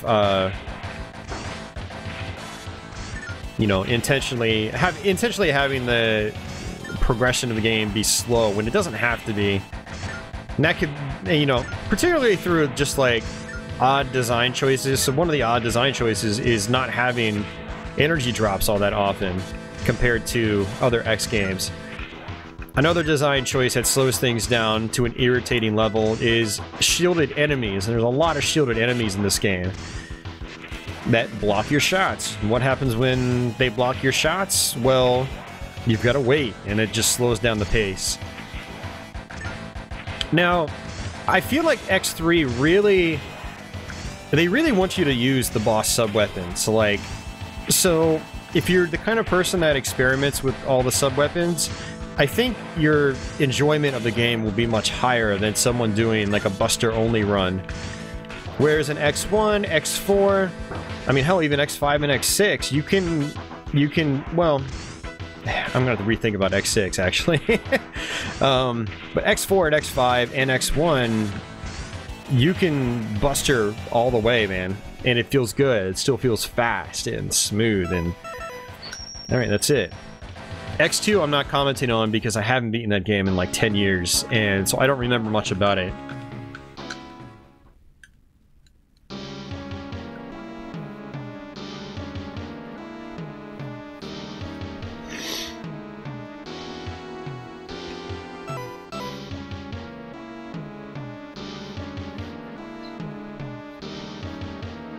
Oh man, you want tough? No reason. Play Spear of Destiny. That's even tougher than Wolfenstein 3D.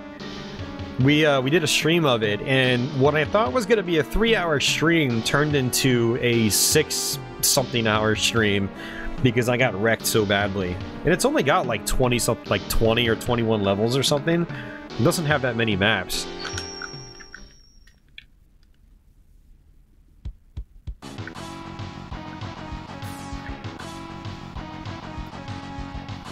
X6 is only X-Rage when I'm playing a 0 on extreme mode. Don't ever do that, guys. You might throw a PS2 across the room and break it.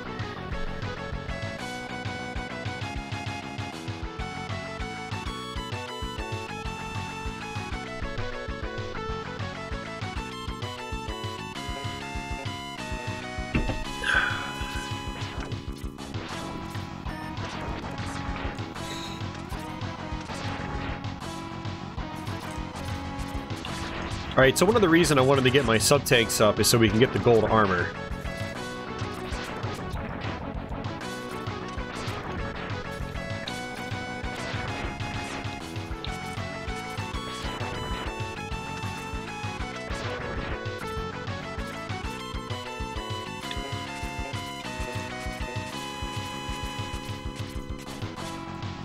Oops.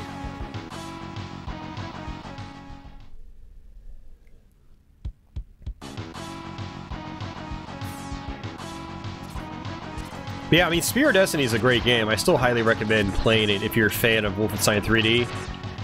But just be warned, if you're like me and you always play on Death Incarnate, it's tough. I mean, just play the second map alone. There's so many enemies. it gets a lot more overwhelming.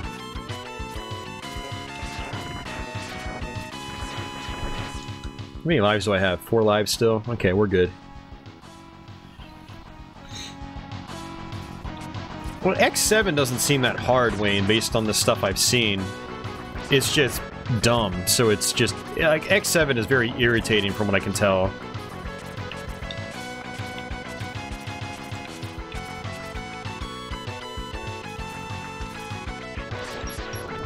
Not in a, like, this game is really difficult kind of way. It's just like, God, this game is so boring kind of way.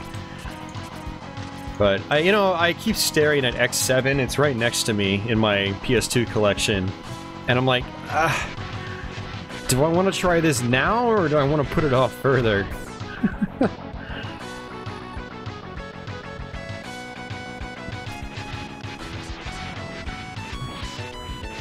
Favorite track from X1? Man, that's tough. I don't know, man. Storm Eagle's great, obviously. I like Boomer Kuwanger. I mean, that whole soundtrack is actually pretty amazing. That was one of the things about Mega Man X1, is they nailed that soundtrack. If you like, you know, rock-style music in a video game, and it's fast and catchy, and... you know, it's very in line with, you know, classic Mega Man music. I love the first stage theme, you know, the introduction level, the city.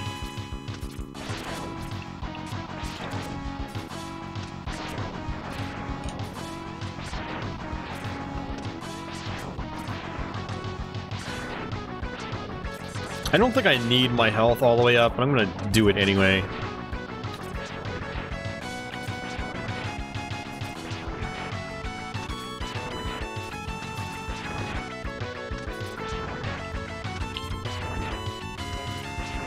You know, assuming it actually wants to give me health. I've had to grind out here before to get the gold armor, and it was just so annoying. And then I take a hit like that.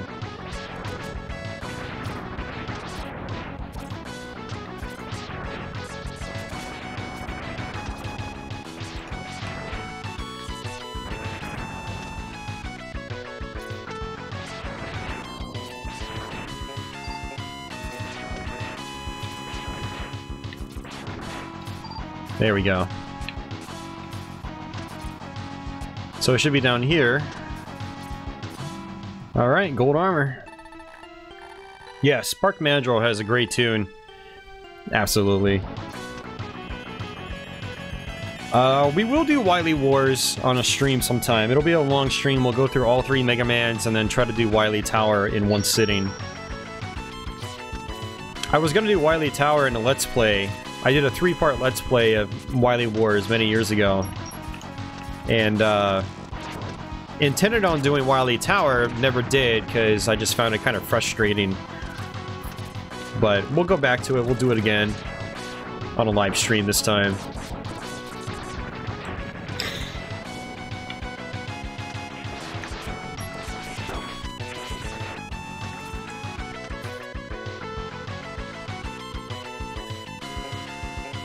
Mega Man Maker? Yeah, that would be cool. Nice, Michael. Armadillo.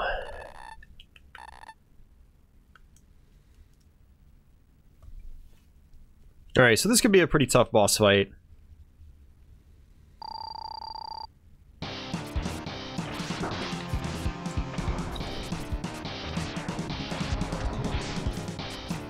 I actually had the Saturn version glitch out once, where his sword projectiles weren't coming out, but I was still getting hit by them. That was really frustrating.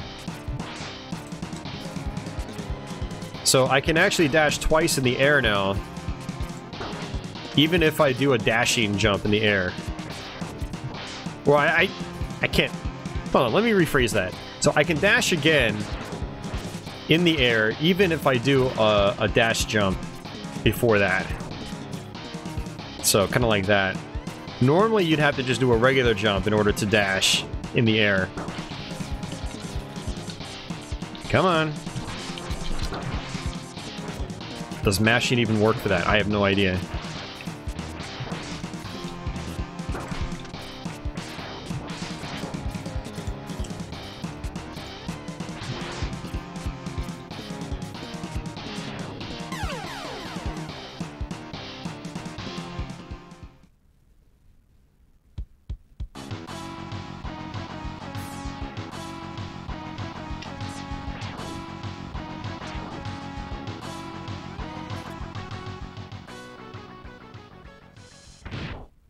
Yeah, for the gold armor, you have to have, I guess, everything, and you gotta have all 4 of your sub-tanks filled up. At least that's what the walkthroughs say.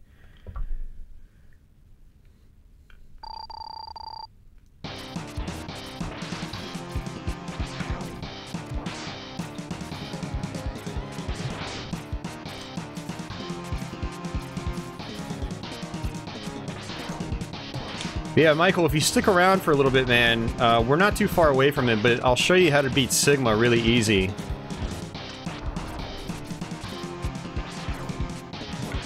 And it has to do with using this charge attack that I'm using. So kind of this strategy right here.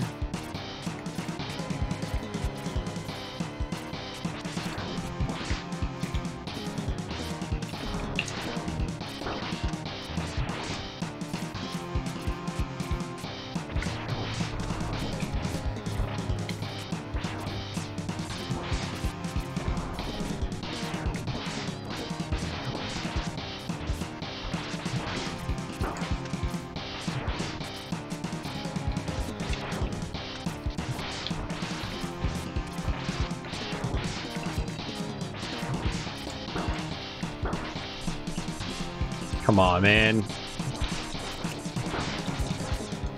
Alright, we still got it. I feel like mashing still doesn't do anything here.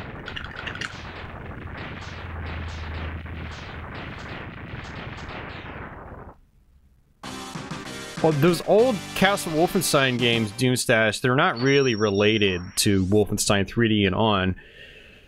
You know, it basically just used them as inspiration, but they're not really the same series.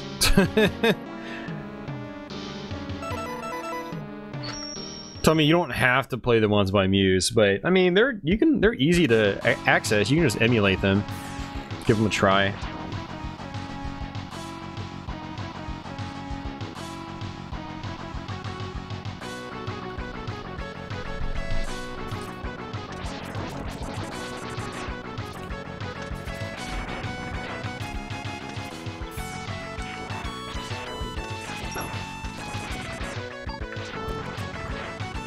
Yeah, so kind of like I was saying earlier, a lot of these enemies, they have shield attacks or they take a ton of hits. You know, it's almost as if they were designed for you to destroy them with the boss sub-weapons. If you're using boss sub-weapons in this game, you can just really wreck through a lot of these enemies.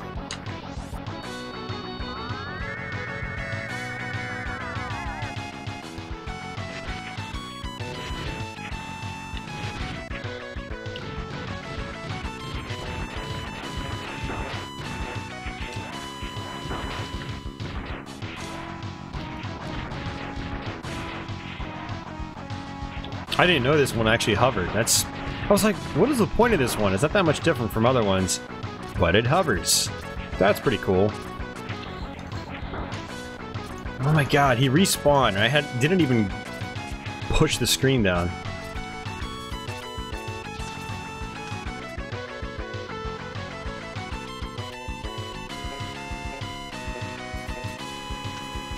Yeah, I mean, I want to try the original old Wolfenstein games as well.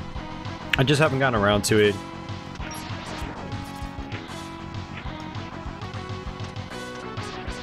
And I probably should just skip these guys. I don't actually really need to fight them. Like,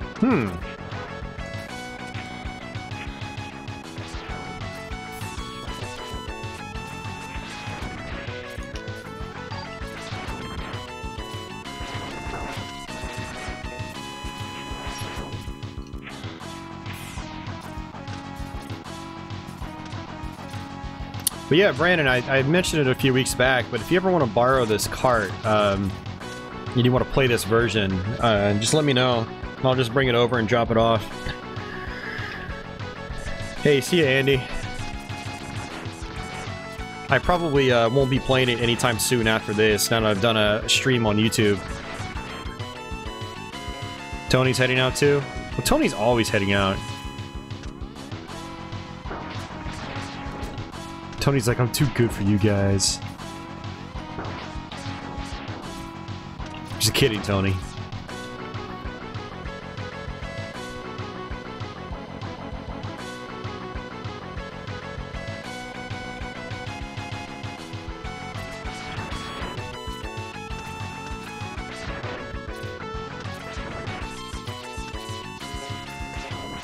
Yeah, I most certainly don't have an issue with games from, you know, the time I was born or before that. So the late 70s and early 80s. But I will say I have to be in a certain kind of mood to play them. And just like I'm not much of a stealth game player now, probably not gonna be much into stealth games even from back then either, so...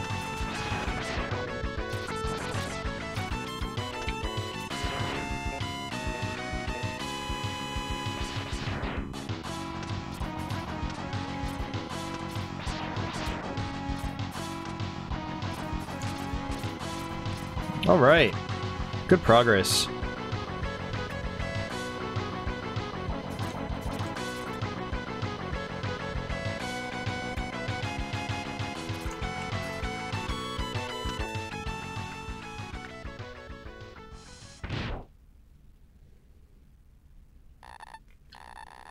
What I think about a lot of games back then is they're not that long, usually, so... Yeah, they don't usually have save features, but they're also not very long, so...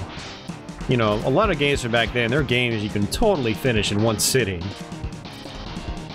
I mean, some games only take you like 10 or 20 minutes to get through, if that. And that might be, like, an exaggeration. Like, some games from back then will take you 5 minutes to get through when you know what to do.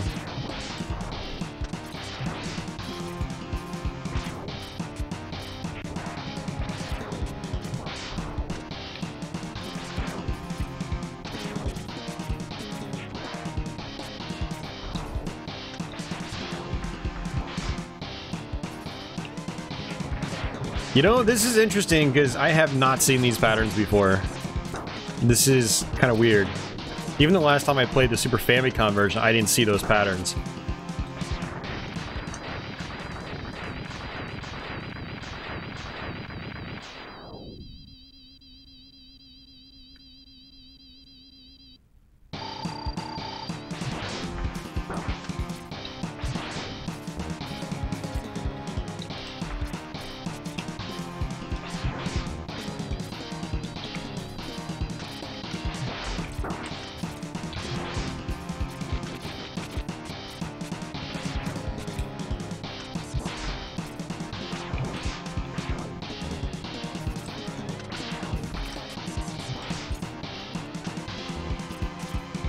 God, he keeps doing the freeze attack a lot.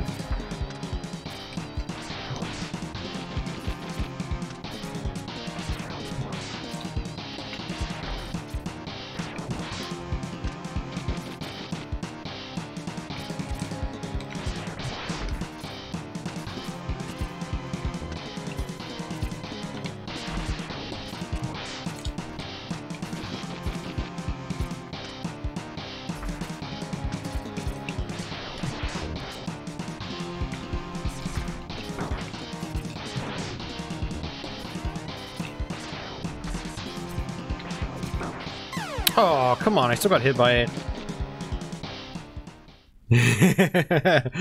Boba Fett making a debut in Mega Man.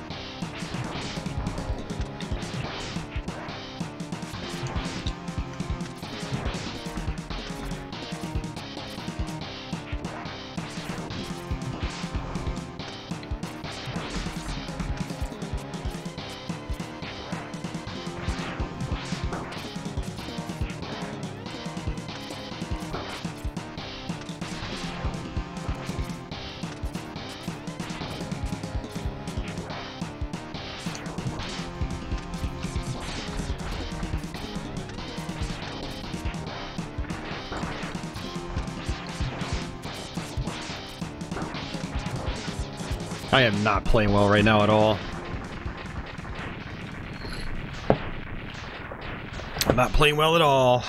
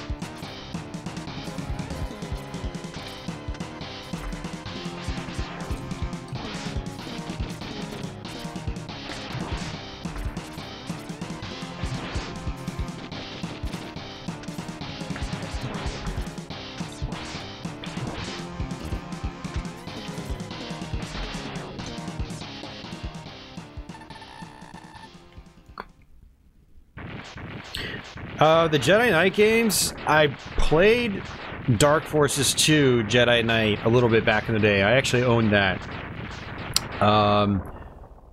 But didn't really play much of it because my PC at the time had a hard time handling it.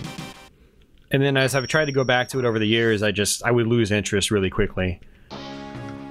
But that's the only Jedi Knight I've ever played. Technically, I guess the original Jedi Knight. Dark Forces 2.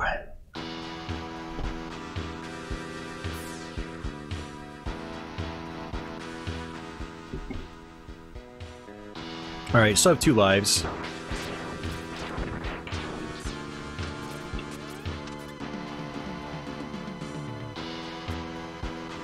Alright, we're really close to the end of the game now.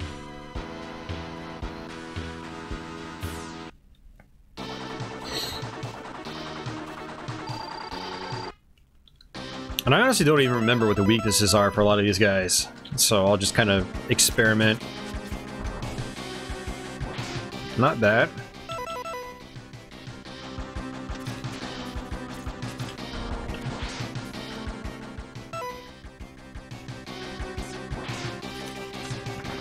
Looks like we got a winner.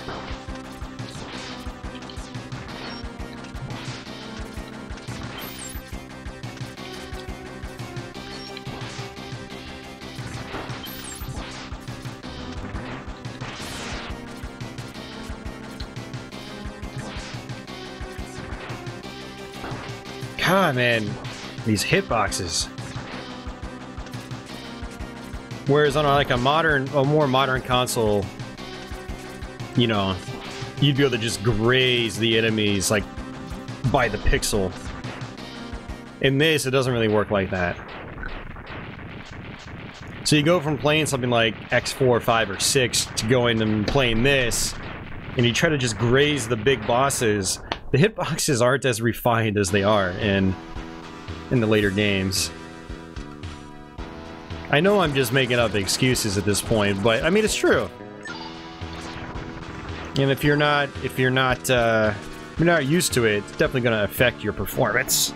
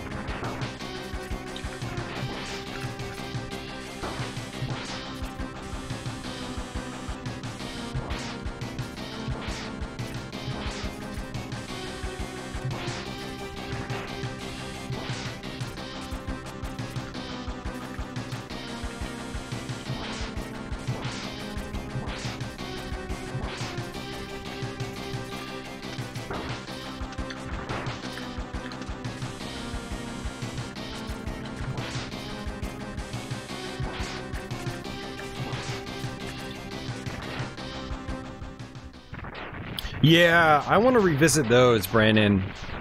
I've never beaten any of those legitimately, although I did get really far in Empire Strikes Back.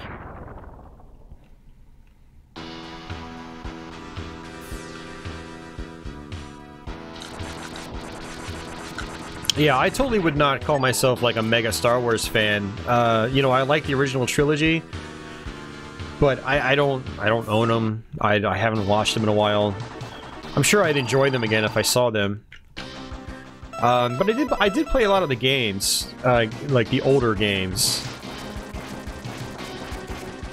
You know, Empire Strikes Back on the Atari 2600 being one of the very first I ever played. Actually, no, it was the first. And then I played the NES one, and then some of the Super Nintendo ones.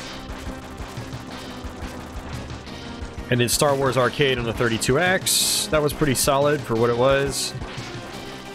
And then, you know, the Super Nintendo ones. We played a lot of Super Empire Strikes Back in particular. We had a neighbor that that owned Super Empire Strikes Back, so we got to borrow it pretty frequently and play it a lot. But yeah, those are really tough games, man.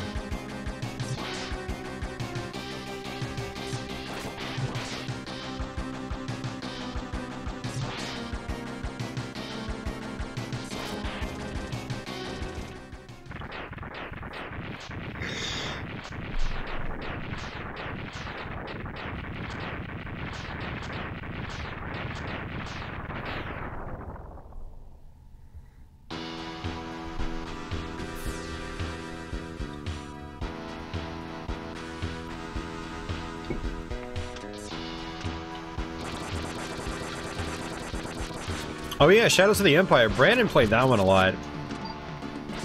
I played it a little bit. I liked what I played. I need to go back to that and play it again.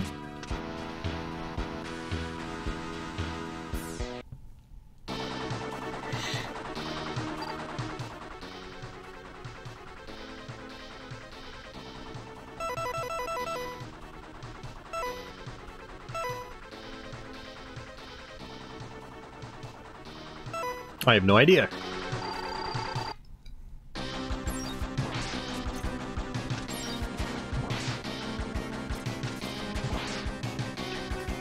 You know, what's fun about these games is, heck, you don't really need a walkthrough to figure out what works. Just experiment.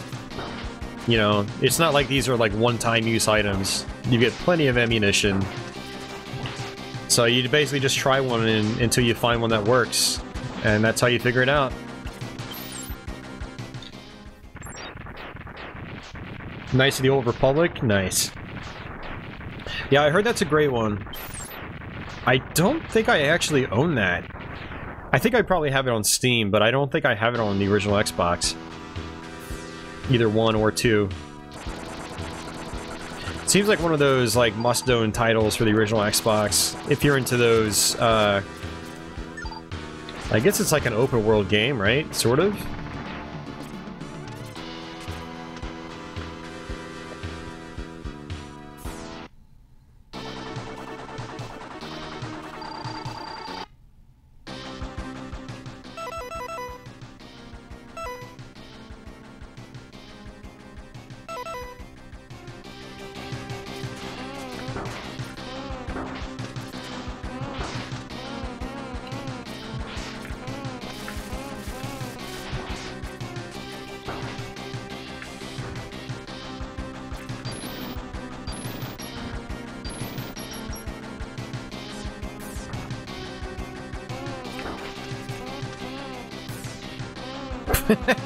That does nothing.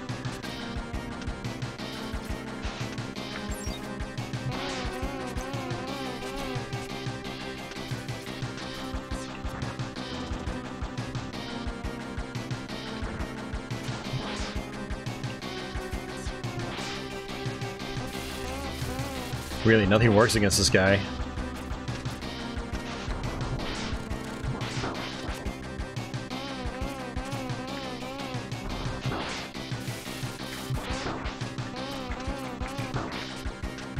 Oh, that's what works. Okay.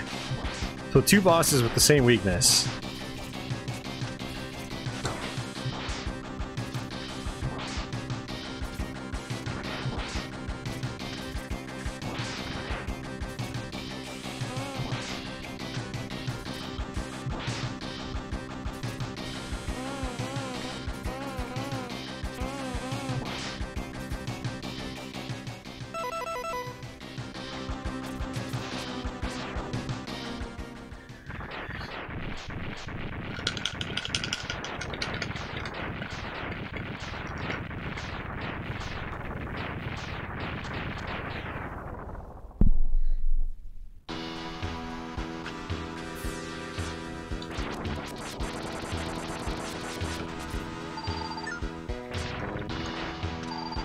Yeah, Knights of the Old Republic's definitely an RPG. I just figured it was more of like a Western-style RPG, since I guess it was developed by BioWare, right?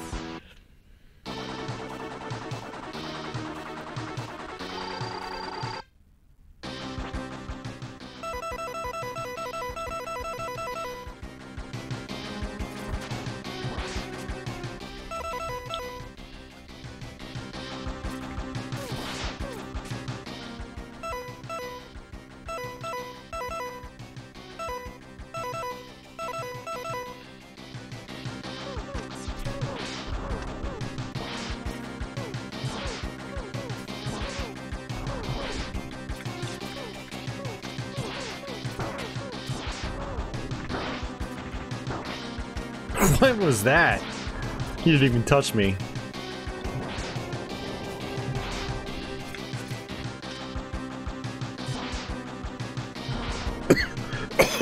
Excuse me.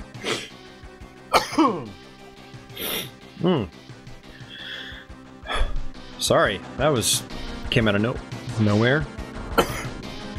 Jeez.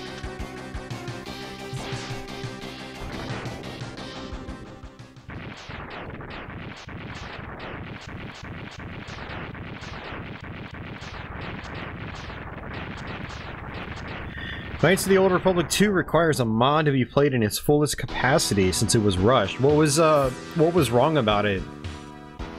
Could you not, like, finish the game or something? Was there, like, a game-breaking bug?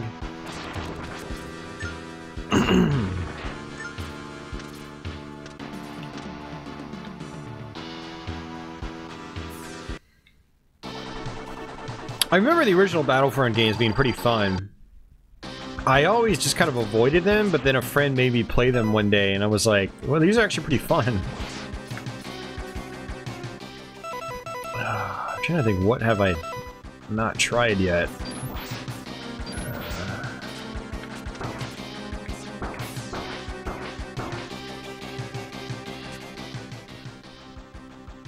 Hey, Viper Acid, yeah. We're pretty close to the end of the game.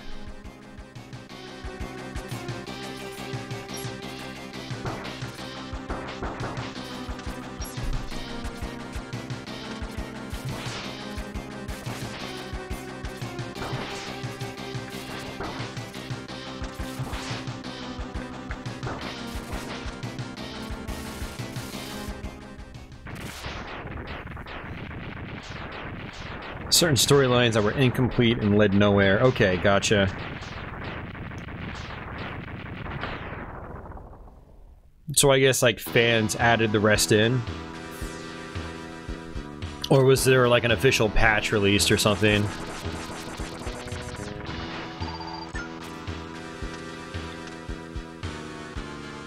I guess, strictly speaking, in regards to the PC version.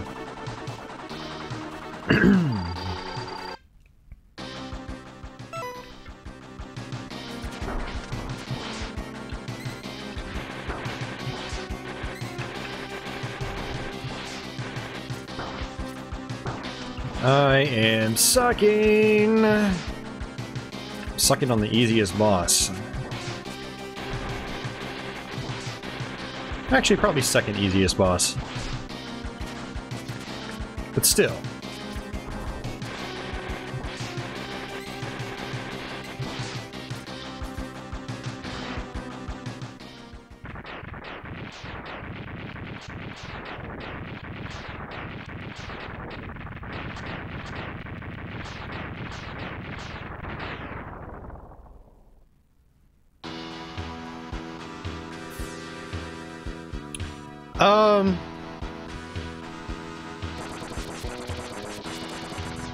I mean, it depends, Viper Acid. Are they gonna do the PS1 or Saturn versions like they did with the original X Collection?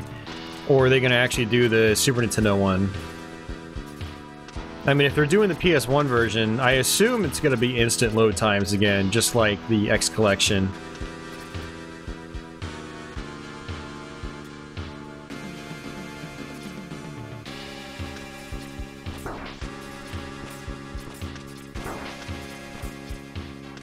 Alright, so we've got this Doppler boss, and then the next level is basically just Sigma, and that's it. So we're really close to the end of the game right now.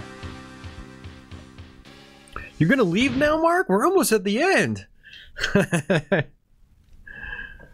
But yeah, take it easy, man.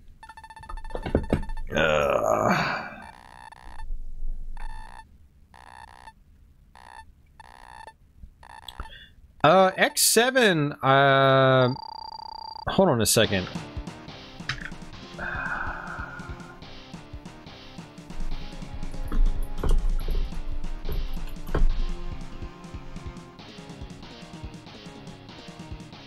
You got to remember that X7 had a PC version. So, I mean, what they're probably doing is they're probably not even touching the PS2 one. They're probably just porting the PC version. Or virtualizing it. I don't know. I mean, they could probably do PS2 emulation now with the modern hardware. But I would probably wager that they're bringing the PC version over. So this guy, you basically have to wait.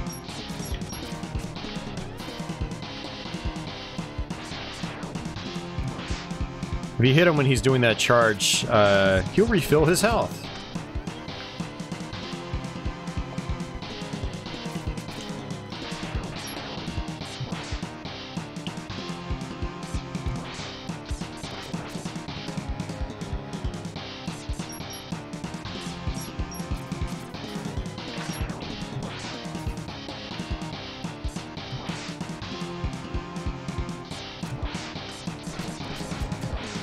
Just a really annoying boss fight. You're just gonna take your time.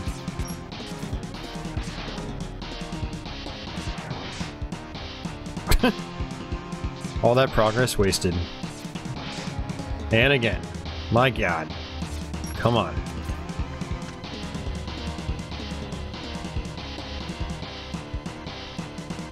There you go, Mark. That's the spirit, dude. Although at this rate, it'll take 3 hours before we actually get the Sigma.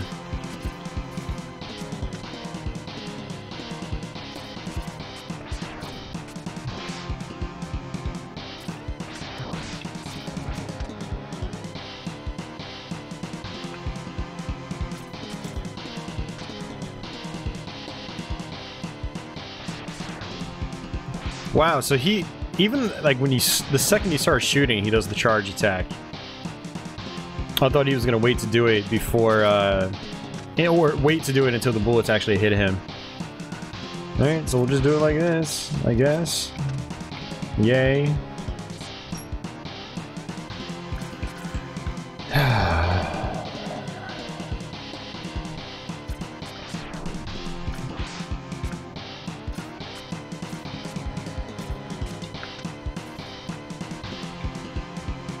I'm Dr. Doppler. I'm irritating. It's about the only thing this guy's good at doing is being irritating, because it's a really easy boss fight. It's just irritating, that's all.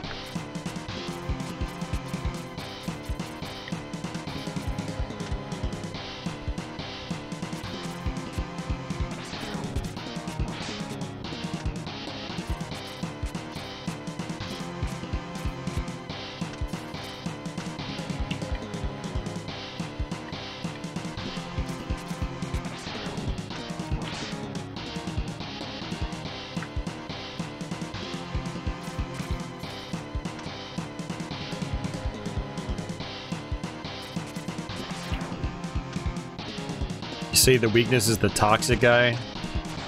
The toxic weapon.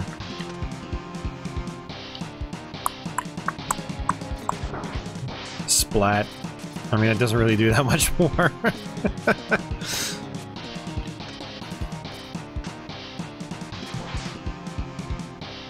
Can he still charge? Yeah, he can still charge his health back. And again.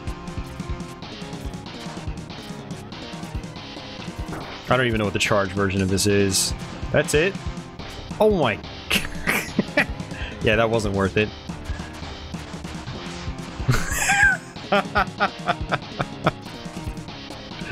Alright.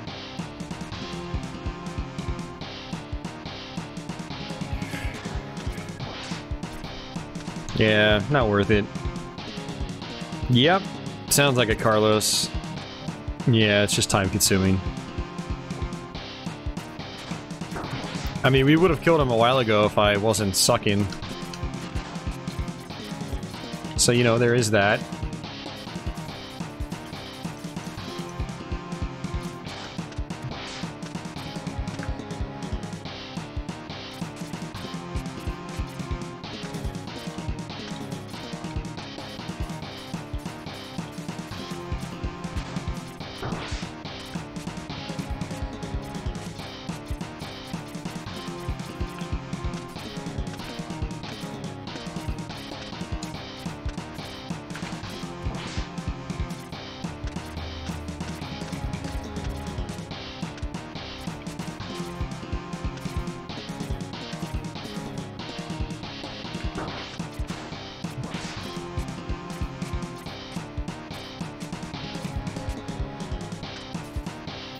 What are you guys all frowning for?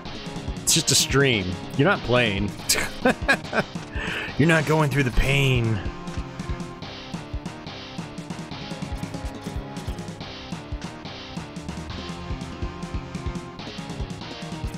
It's like, God, we're just here having fun. God, life sucks.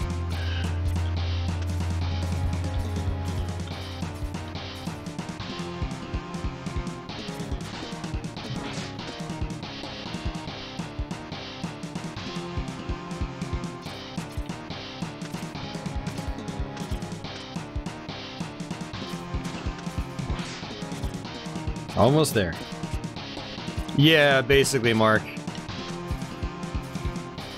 Yeah, it's pretty irritating. And, you know, one of the things that makes it kind of annoying with just the Buster is that when you've got the upgraded arm cannon or the gold armor, it's tough to hit this guy accurately with just the charged Buster.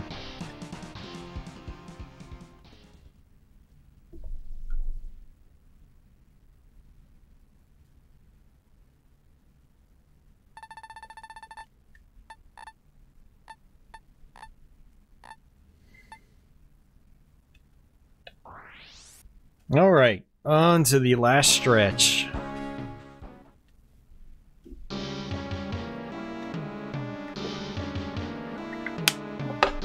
Not the fastest run by a long shot. Actually, you know, it actually wasn't all that bad. You know, we died a bunch of times, but we didn't lose that much progress.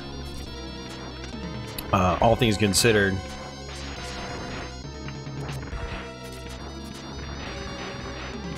So this is actually a really good place to grind out for health pickups, in case you need it, but I don't need it.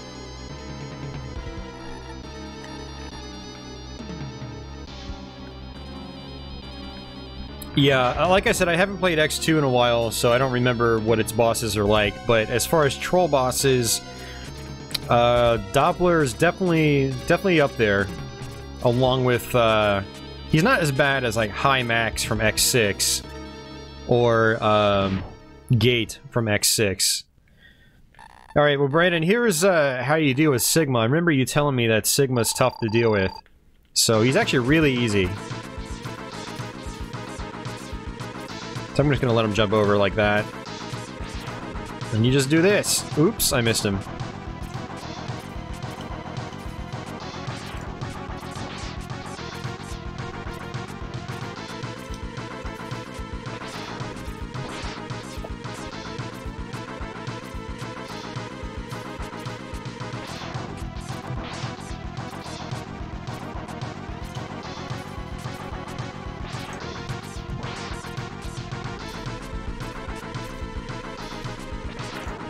Oops.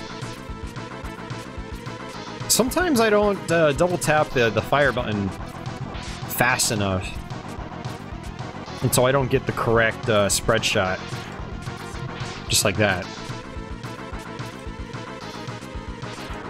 See, I did it again.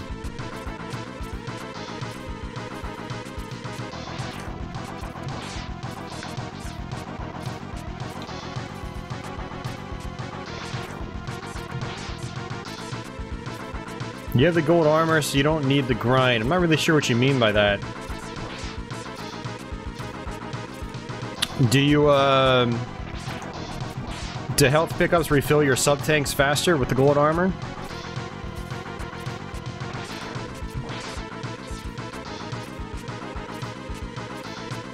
So now we just want to wait here. Oops, not yet. The shield's gonna come all the way up now. No, not yet, huh? Figured he would start the his last pattern here already. See, there we... Oops! I was gonna say, there we go.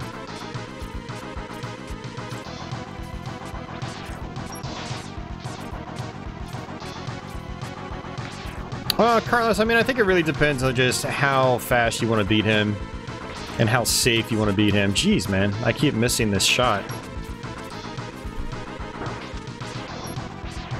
Let's see, like, if I get down like this, it's much more of a pain. Upgraded helmet. Auto recovers HP if you stand still. Really? I did not know that.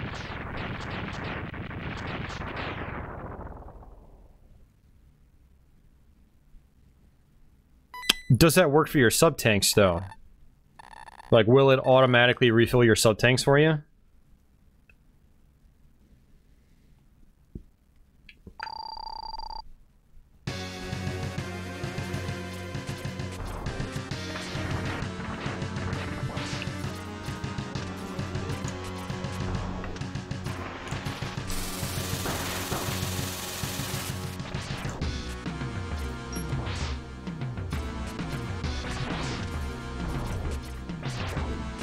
One of the good things about the Saturn version is I don't think it has any slowdown. Alright, we're gonna go ahead and use our sub-tanks. Yes, it fills the sub-tanks too. Oh, that's cool. That's actually really cool. Yeah, I had no idea.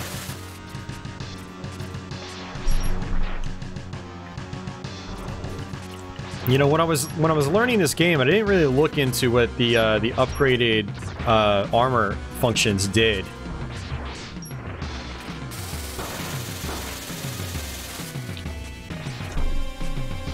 Aside from the boots, because I got those. I actually got those in my first playthrough.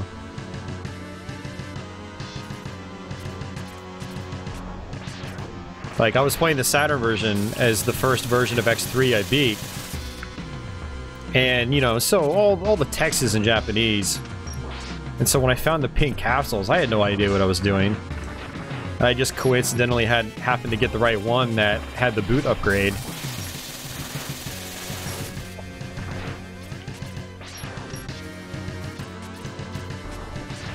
So this Sigma fight, you want to kind of hit him above his head. And it has to be a charge shot. The hitbox is like really weird, doesn't really make any sense.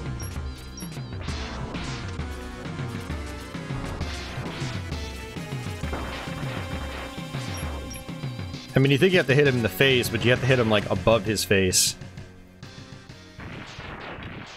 I have no idea, Carlos. I've always just done Buster only. He might have a weakness, he might not.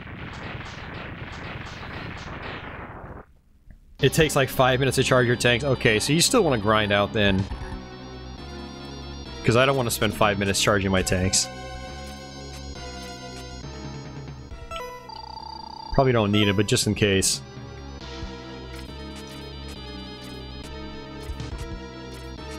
That was actually a good second Sigma fight.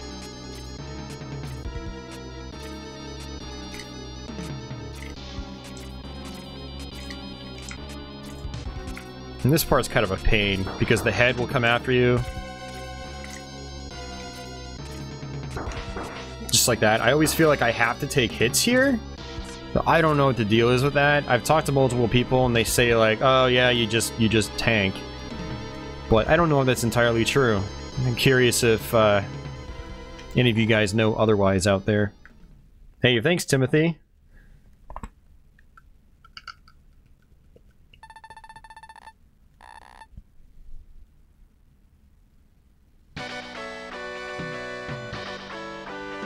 You know, Zero, could have used your help a little bit earlier.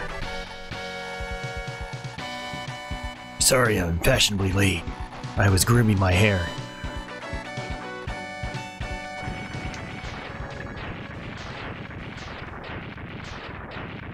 Thanks, Louis. Or is it Luis? Thanks, Viper. Doomstash, Miku.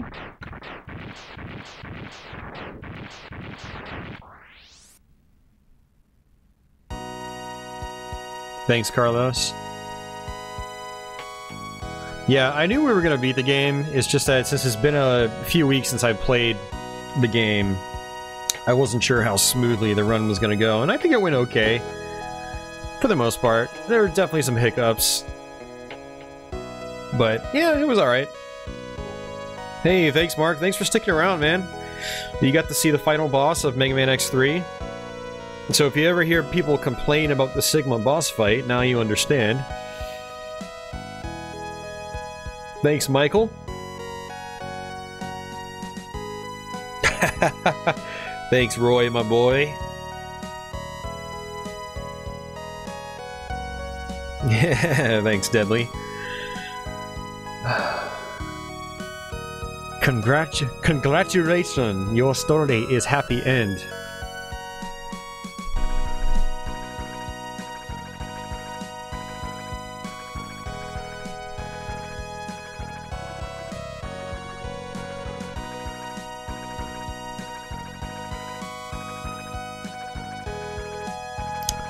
Thanks, No Reason.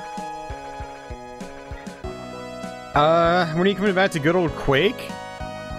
Probably sometime in the near future. I thought about trying to do a run on Saturn. Skipping the bonus levels, most likely, because they're kind of a pain.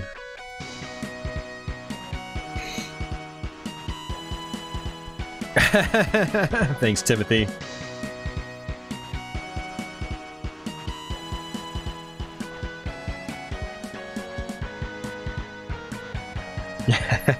A winner is you.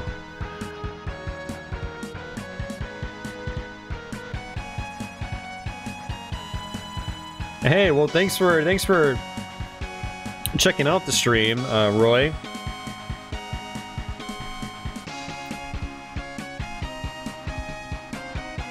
Thanks, Craig.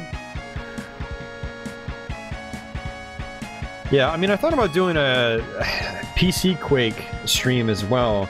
I think I did a PC Quake stream about a year ago, but it never hurts to do another one. Especially since I've got a better stream rig now. Let's see. Thanks, Encrypted Printer.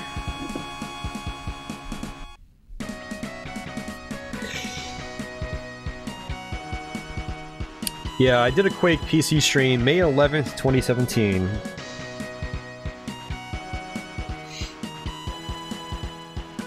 And that was a full playthrough. It took about 4 hours.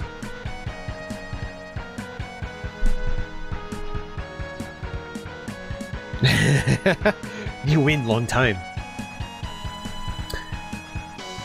Yeah, so in the Saturn version of this game, they took this ending sequence and made a full motion video out of it. And then they layered, I guess, hand-drawn boss portraits on top. So what you're seeing here, like Mega Man and Zero running across, it's all like compressed and tons of artifacts, and it just looks ugly. It was really lazy. Yet another reason why I think this version is kind of just the one to play. If you're gonna play X3, play the original Super Nintendo one. Or like we were doing, if you need to play the original card, get the Japanese version.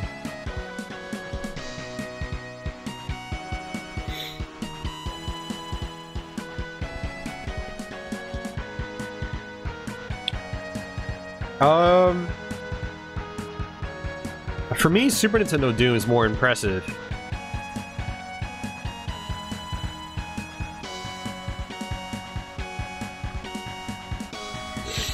I mean, Saturn had other 3D games on it that were really impressive as well. It's not like Quake is the be-all, end-all of impressive 3D games in the system.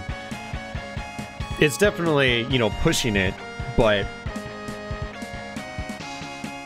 You know, even like the racing game I played a few weeks back, Scorcher, there's, you know, very detailed geometry in that, and they're constantly loading data on and off the disc. Well, not on the disc, but off the disc for a super varied, you know, texture set and whatnot. There's a bunch of games like that that are pretty impressive. You know, Quake is definitely one of them. But I mean, with Super Nintendo Doom, you didn't see anything else like that on the system. I'm not saying it's good, like you should go out and play it or anything, but it's, you know, it's definitely interesting. Of course I'll do more Rockman, Miku. That's like asking me if I'll breathe air again, or eat again. And actually, I have another Mega Man Let's Play coming in a couple weeks. Mega Man 9 for the Xbox 360. So, spoiler alert. Actually, that'll probably be posted Sunday for Patreon backers. They got a copyright claim from Capcom though, but I think I'm just gonna eat it. So feel free to use ad block on that video, guys, because I won't get any money from it. Thanks, Capcom. I thought about countering the claim, but I don't... I hate doing it, because if I lose, then I get a copyright strike, which is really bad. So... Did you do a live stream of me eating? I thought about doing that on Twitch, actually. What some people do on Twitch is, on their breaks, they'll have like a camera set up in their kitchen, and they'll just cook on stream.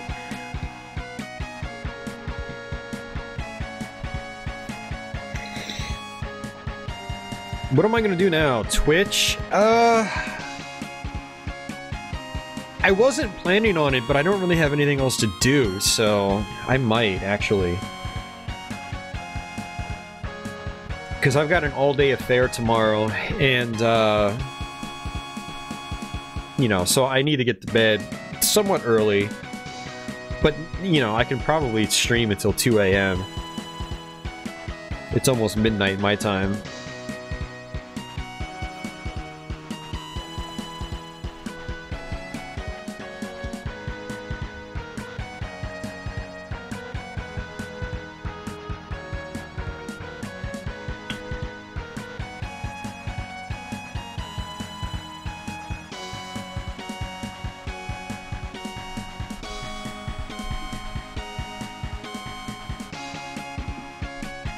Yeah, I mean, I enjoy Mega Man X3. It took me so long to beat the game for the first time. It's just, every time I played it, I was playing the Saturn or PS1 versions, and something about it just didn't grab me, but I kind of understand. It all made sense after I finally beat the game, and then I played the Super Nintendo one. I was like, had I played the SNES one first, I probably would have enjoyed it a lot more. Hey, see ya, Brandon.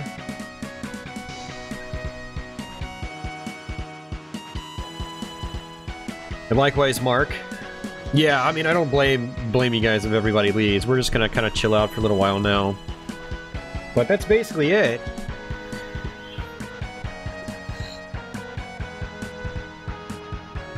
So I guess when you play as Zero in this game, you don't get to fight bosses with him, right? I was thinking about actually starting up another run and just trying to play as Zero as many times as possible, but it seems like it's kind of pointless.